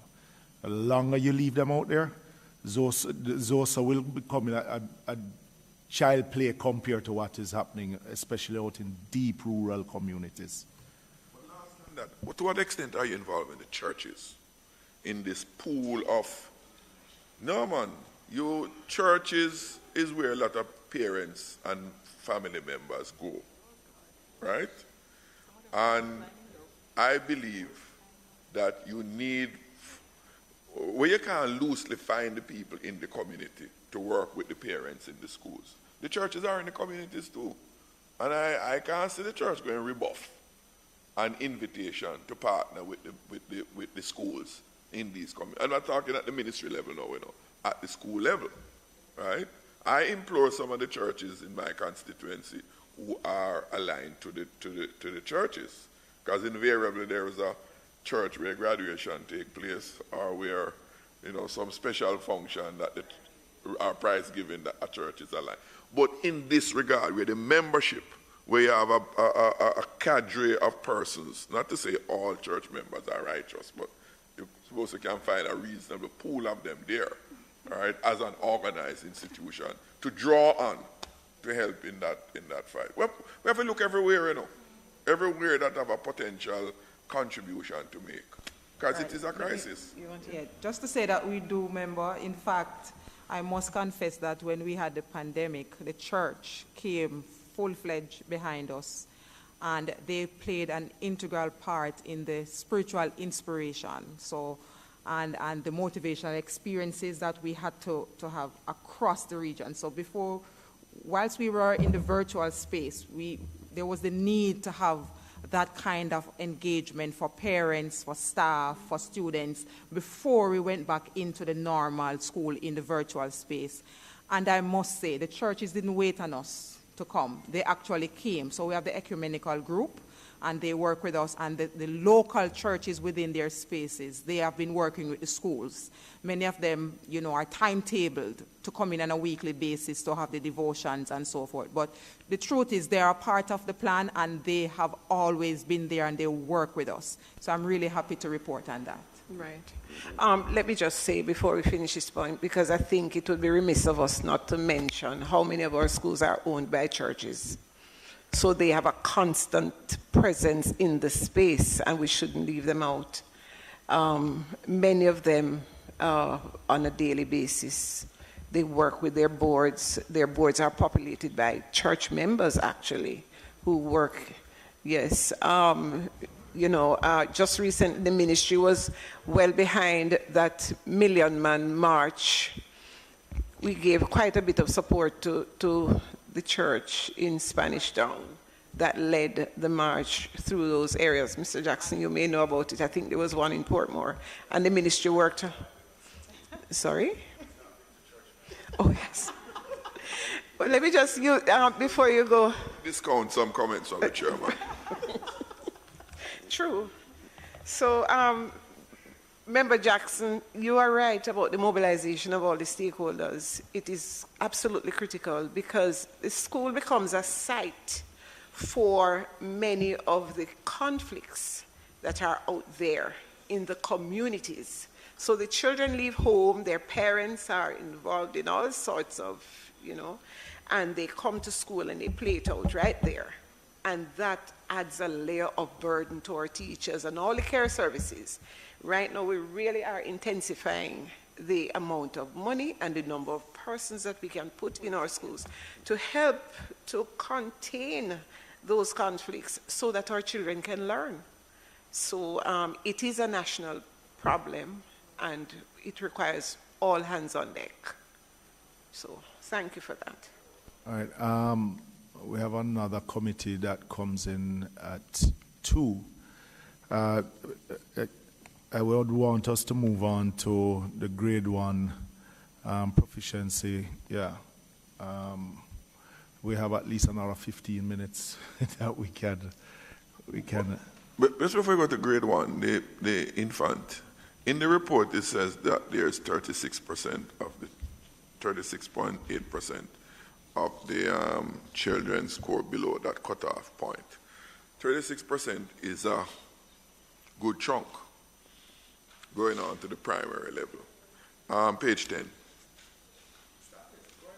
That's the area we're going into. So, okay. No, that's the same area. Yeah. What I have found in some of the schools in my constituency is that to sort of ensure a minimum satisfactory level of performance is that there are intervention programs. For example, at the primary level, number of my schools, when they come in, they have their own tests they administer so that they can know which teacher and so forth, which they are to place the children in, because they don't come in, satisfactory. So my question is really hovering around, with this level of deficiency, when they leave infant and go into the primary school, what systematic, if any, intervention there is to compensate for those deficiencies, to bring them up to par, to ensure, and, well, not even the most optimal, but the minimum level of performance at the primary level? Thank you for the question, Member Jackson. I'm going to pass it on to Mrs. Deslandis to answer, but I want for there to be a general understanding that we're not testing our children at that level. We really are doing evaluations and observations of where they are in different areas so that we can customize their learning. But I'll hand it over to Mrs. D.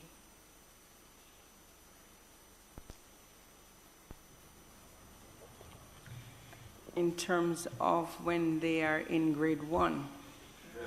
Well, what I would add to the member then, because we're coming to grade 1, which is primary, which is basically out of the ECC assessment, right? But let's go back to the brain builder. Yes. Because if that is where you're seeing your greatest success, then how is it then that we can build out more of those institutions? Yes. And how can we then put that in the realm of our early childhood successes as part of their budgeting to ensure that the ECC is able to build out. Because let me ask it this way.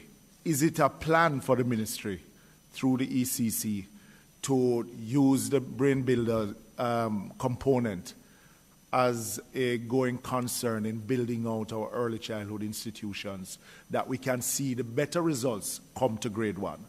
What is the plan for that sector, for that area? Right. As I mentioned earlier, Chairman, we're going to share those with you because we're currently involved in the evaluation of what we have now, the 132, and the program I referred to as the early childhood modernization. Transformation, actually. I've been hearing about that for a very long time. We're coming to you shortly. I promise you, because in fact, Dr. Troop, you want to mention what we've done so far? Okay. Thank you, PS.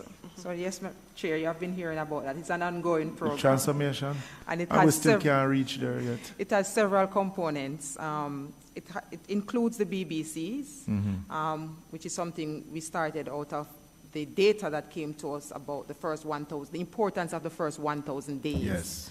And as PS indicated, we are now at 132, and the ECC is going to be evaluating that to see the impact of that, the difference that that has made, and then we'll go, based on the information, to scale that somewhere. In fact, in the budget, we are spending $708 million for those, just 132 BBCs, and we are, I think, reaching about approximately 5,000 infants through that.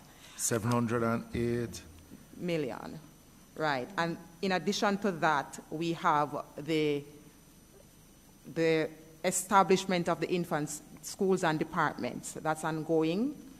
This year, we converted 7 basic schools into infant schools, and we also created 6 departments as part of the modernization, and we did that at a cost of $332 million. That's part of the entire modernization program, our transformation program. We are still building out our at least 1 teacher in the private public schools. Our assessment shows that 91 teachers are needed based on the enrollment data in those schools that qualify.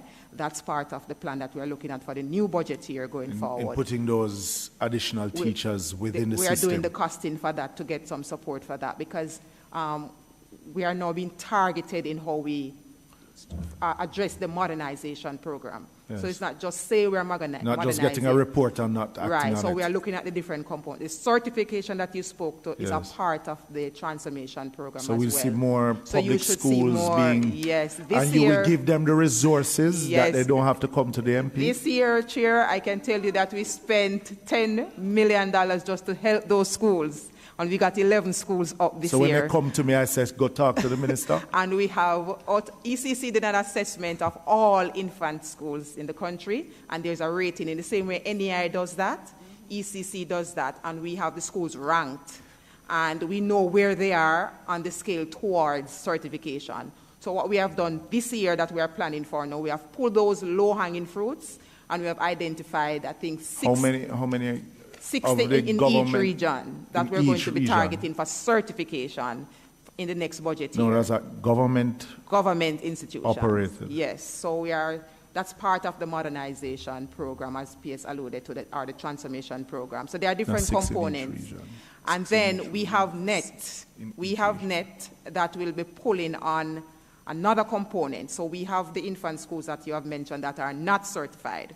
So we have identified 232 of those schools that we will be building out some budget space through. It is now submitted at PIAB for the budget space and the approximate figure is $7.2 billion to get those infrastructure and training components of those schools up. Yeah, and if you look at a lot of, even though the church, you may have some in the churches, community centers, especially community centers, which are generally built by government resources. Yes. You have those are low-hanging, sir, and we are taking exactly. those over. So you have those built by Chase, which is government resources, even though it may be run privately. Private, yes. And when, in fact, when, sir, and the when we six talk that we about had the this year. education of our children, even though may be run privately, is generally under-resourced. Yes. But it's the same children that we have to take in the primary Primary school. school, So it's the same interest that I would love to see that you spend with the with those private. of the public school. That even if, because generally, even though, because when you look at your numbers of those who have been certified compared to what you have that have not been, Yes. Woefully lacking, sir. it is. Yes. It is. Which is why and what has been a turnoff for many of the private public ECIs, because you give them a grant any which way. So they are private public. Yes. It's just the cost of getting the certification done. Yes. And ECC works with us in getting the public-private, and we in the central ministry, we have an infant certification officer who has been recently So my question to you, put in place. how much can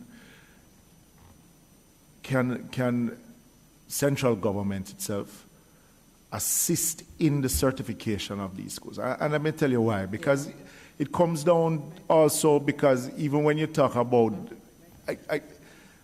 I get very irritated when a school comes to me that a public health officer has come to the school to even close the canteen, and they're coming to the MP to assist when it is a government institution, that it shouldn't even reach to that point of a health inspector closing down a canteen. And I'm just saying that in the same breath that these schools are partially funded, be it structure and staffing and support by government, that there be some meeting along the way in getting them certified, because it is not just the team that is there that is looking at the certification. You're talking about the well-being of the students and the learning capacity that we're offering to the students itself. So, as I said, it has been a turn-off to many of them, especially when it comes to fencing, it comes to the refurbishing of the bathrooms, the kitchens, even just the equipments for play. So just like how they have to depend on begging to get to that point, I said, those that I have assisted in my constituency, in the region of some of them, close to $2 million just to get them to that point of certification. And if they can't collect the $2,000 from the parents on a weekly basis, they have to go there to beg. And the first place is generally to the MP's office, which we don't have the resources. Yes. So, you know, even though you may give them a small to assist, if assisting them to get to that point in doing costing and then seeing how best that it can be met part of the way, I'm sure you'll get more schools certified than you have right now. All right. We will take that into consideration, Chair, because it's twofold. We have started with some of those, but as PS alluded to earlier, sometimes they don't necessarily want to come over into the modernization. For those that offer to, we take on the cost to get them up to the level of certification. You take on part of the cost? No, sir. Once they come over, we take on all the costs. But tell you what, part of the partnership is that once they come over into full infant departments or infant schools, then it's fully funded. And so there's no mandatory charge. That becomes an issue. I tell you for what them. the fear is.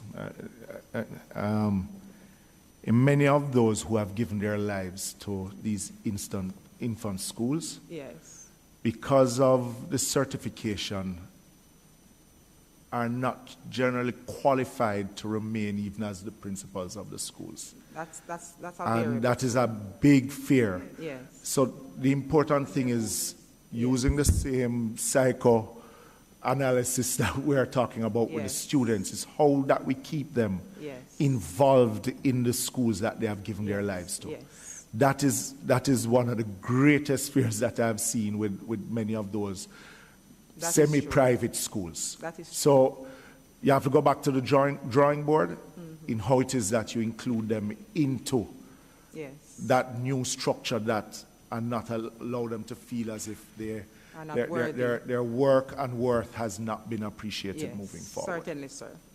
Chairman, that raises a question I had in my mind about the oversight by the ministry for the basic schools. Yes, the basic schools are community driven, maintained, and so forth.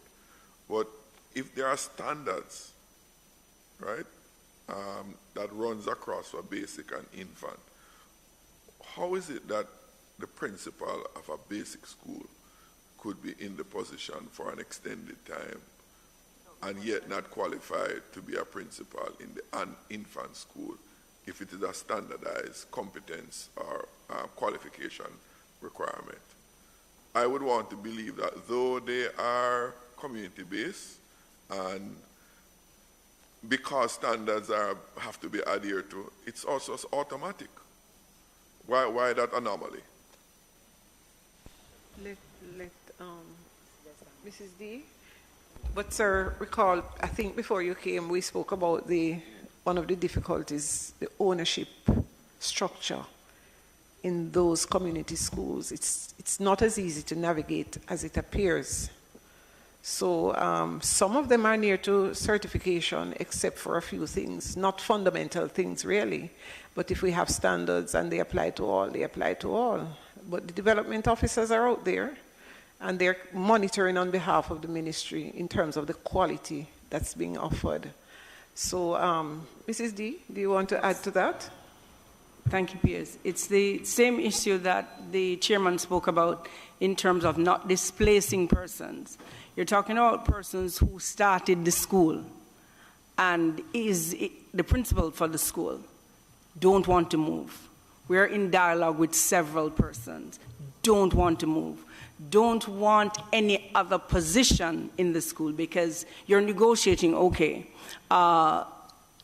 with a trained teacher being in charge, you're still owner and you're still considered owner-operator, but you're not responsible for day-to-day instruction. Leave that to the trained teacher. We still have challenges because it's my school. I started it, whatever, and I have a daughter or whomever that I want to pass the school to. So we are having those challenges. We are trying to ensure that you place a trained teacher in the space, but then there's a challenge with the trained teacher because you coming into my school to tell me what to do. And so there are those real challenges that are on the ground. There is also the financial component. Right, so I mean, if you're going to remove a principal from a school that's their only means of gaining an income, then you're going to have challenges, remember? I mean, well, as long as I've been around, I've dealt with those myself, and I put them in two general categories. Take, for example, in Greater Portmore, where all the basic schools were built from public funds. They're all basic, 5 of them altogether, right? And by extension, they were community-based. We sought to ensure that the persons who are qualified, even though they are not infant, we are going through the transition now. Well, at least I have 3 that is going through the transition now from basic to infant. And I think, not to boast, but all of them are competent to be transitioned to principal at the infant level. But I have had schools which, like what you described, Member Hamilton, where start with a family member. I make it clear to people in my constituency, I am not supporting any private school because it's a private business. It's a private business. As MP, I am not supporting any private business that is not adhering to standards set by the Ministry of Education. I'm not a standard, I don't know what the standards are, but you guys are the standards people. You set the standard, I abide by what you say, because I'm not an educator, right? You guys have the competence in that area. So there's a way to bridge it, but I think if the community is brought on board to be aware that the school is not at a certified level, then they have to make a choice as consumers which school you go to. Because I don't support any parent children going to one of those schools when I know that there are available space in one of the basic schools where the standards are being adhered to? So I think the community has to be brought to bear about that, because many parents in some communities, and probably in rural ones, Chairman, are not aware of these standard variations. All of them is basic school. Well, we have to be careful, because we have less public schools that are certified than those of private. Yes. So, yes. So when we're talking about standards, we have to be careful. Yeah, no, it is a delicate issue. I don't want to trivialize it, but you have to push in that direction. Because the same parents whose children go to those schools, they want them to come out good. But I think where my concern is even though we may look at those schools that you're talking about that may not have the standards and their community and their private businesses, the challenge that we face as a country is having children pass through it that basically leave without even being at a certain level. So even though we may want to say it's a private business, we still have an overall responsibility about the learning and teaching of our children. That's an excellent point, Chair. Yes. Yes. Because what we're really talking about from an educational standpoint is having our children ready to receive their primary education. Yeah. You know, and that's a fundamental That's point. the fundamental part of it. So, I mean, it's a greater challenge, and it's really a cultural challenge also that you have. So you really have to start thinking outside of the box, because cannot there be a program that works with the ECI and HEART itself in even certifying, even a minimum certification of some of those principles? I'm just saying, it's a cultural issue, and we have to understand our culture. And when somebody gives all their lives and started by their mother, their grandfather, then and come up. So it's because I see it affecting some of the certifications, especially in rural communities, but it is one that cannot be ignored. Yes. Yeah. All right, Madam PS, I think we're beyond that time. Let me thank you. As we started out, we know that we would not get through this comprehensive report today. And I'm sure we'll have more members on hand seeing that we're not even gone too far in the report. And I think it is worthwhile going through the full report and having the discussions. So let me thank you and your team, and let me wish you a happy and peaceful Christmas. Not too much sorrel or rum cake. I hope to see you the same size when you come back to the sitting. But thank you very much for taking the time, and I see why you had to withdraw the report because it is very comprehensive. And let me thank the team who prepared this report. And enjoy. Thank you very much. I just want to add one last thing to the ministry. In light of the discussion we have, coming here and having discussion is not just for the committee's sake, because as you will realize, well, not you have no doubt, probably more than many of us, how urgent it is to have the whole country on board, not just yourselves. And you know, what I find interesting too is because I did some research looking at a UNESCO research about what it is that as a percentage of GDP to Latin America and the Caribbean, where Jamaica ranks, and we are basically above the rest of Latin America and Caribbean in spend on education. But when you look at the results that we're getting, it is, yes, because we are 6% in 2021, while the rest of Latin America and Caribbean is 4.4% as a spend of GDP. Yeah, and it is how that we can maximize and what it is that we spend to get a better outturn is cause for concern. Yes. Thank you. Thank you so much, Chair. Yes, and it's why we're focusing now on quality. It has so, to be. Thank you very much. I want to thank you and members of the team for engaging with us, and we're looking forward to coming back. And I say on behalf of the team, we thank will you. agree on a date as soon as the new year. Because I know we're Thank going you. into the budget period. We'd love to even get you in before full swing of budget debate. Okay. All right?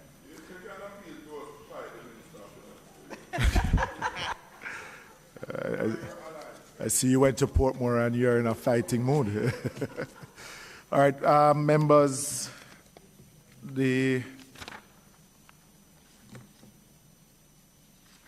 any other business? And no other business. Yes, the minutes, defer the minutes. Can I have? Let me just Yes. identify at page 4 on the matters relating to the labor market. 1, 2, 3, 4, 5, 6, 7, 8, 10. The 10th line, it starts, he said that there were discussions with stakeholders to develop a forward-thinking policy, and there was consultations. It should be were. There were consultations, because it's plural, with entities. Apart from that, Any other? no, it's fine. So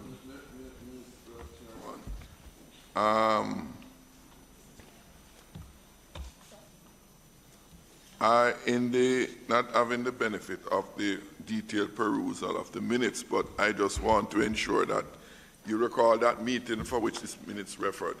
The governor of the Bank of Jamaica had promised to submit the responses that they had outstanding for some time. I will have the clerk write to them. Write back to the governor. Yes. Yeah. All right. All right. It So remains can we, outstanding. So. Yes.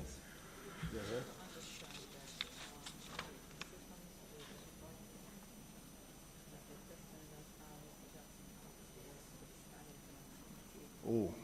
Yeah, but I brought it over. He brought it over into the committee now. Yes. In fact, So, the PAC yes. meeting of the 4th of May was when I raised it, and he had promised it again. And yes, he did. Yes. So it was, even though to the standing finance, he had brought it to a committee meeting, and the governor had. All right. I'll have a conversation with the clerk and have it dealt with. So can I move for the minutes to be? So moved, Chair. Seconded by Member Jackson. Thank you. Members, the Minister of Finance has indicated that there will be another supplementary coming before the end of this for the salaries, yes. Yes, there was, right, further, yeah. So he had said, he had indicated such. So we will await the tabling of that supplementary estimates, and then we will then agree on a date for the next meeting. All right? I move for the adjournment. So moved, Chair. Meeting adjourned.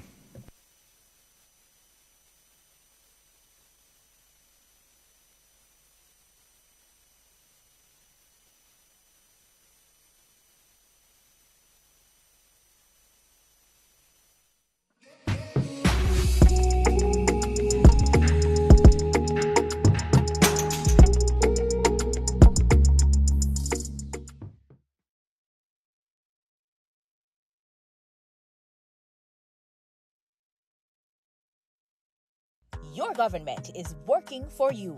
On the East Coast, there's the Southern Coastal Highway Improvement Project. The highway, which began in January 2017, is now slated to end in March 2025. Another segment under the Southern Coastal Highway Improvement Project is the Maypen to Williams Field, which is approximately 81% complete. Next stop, the Morant Bay Urban Center.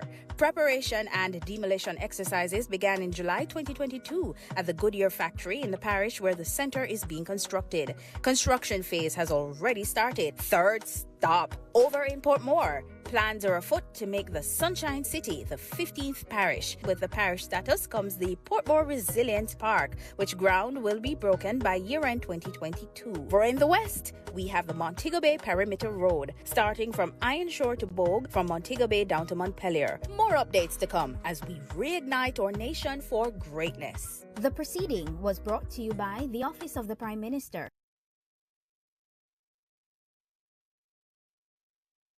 How many more must die because of reckless drivers? How fast is too fast? Make we take time, no man. Obey the rules of the road. Drive with care.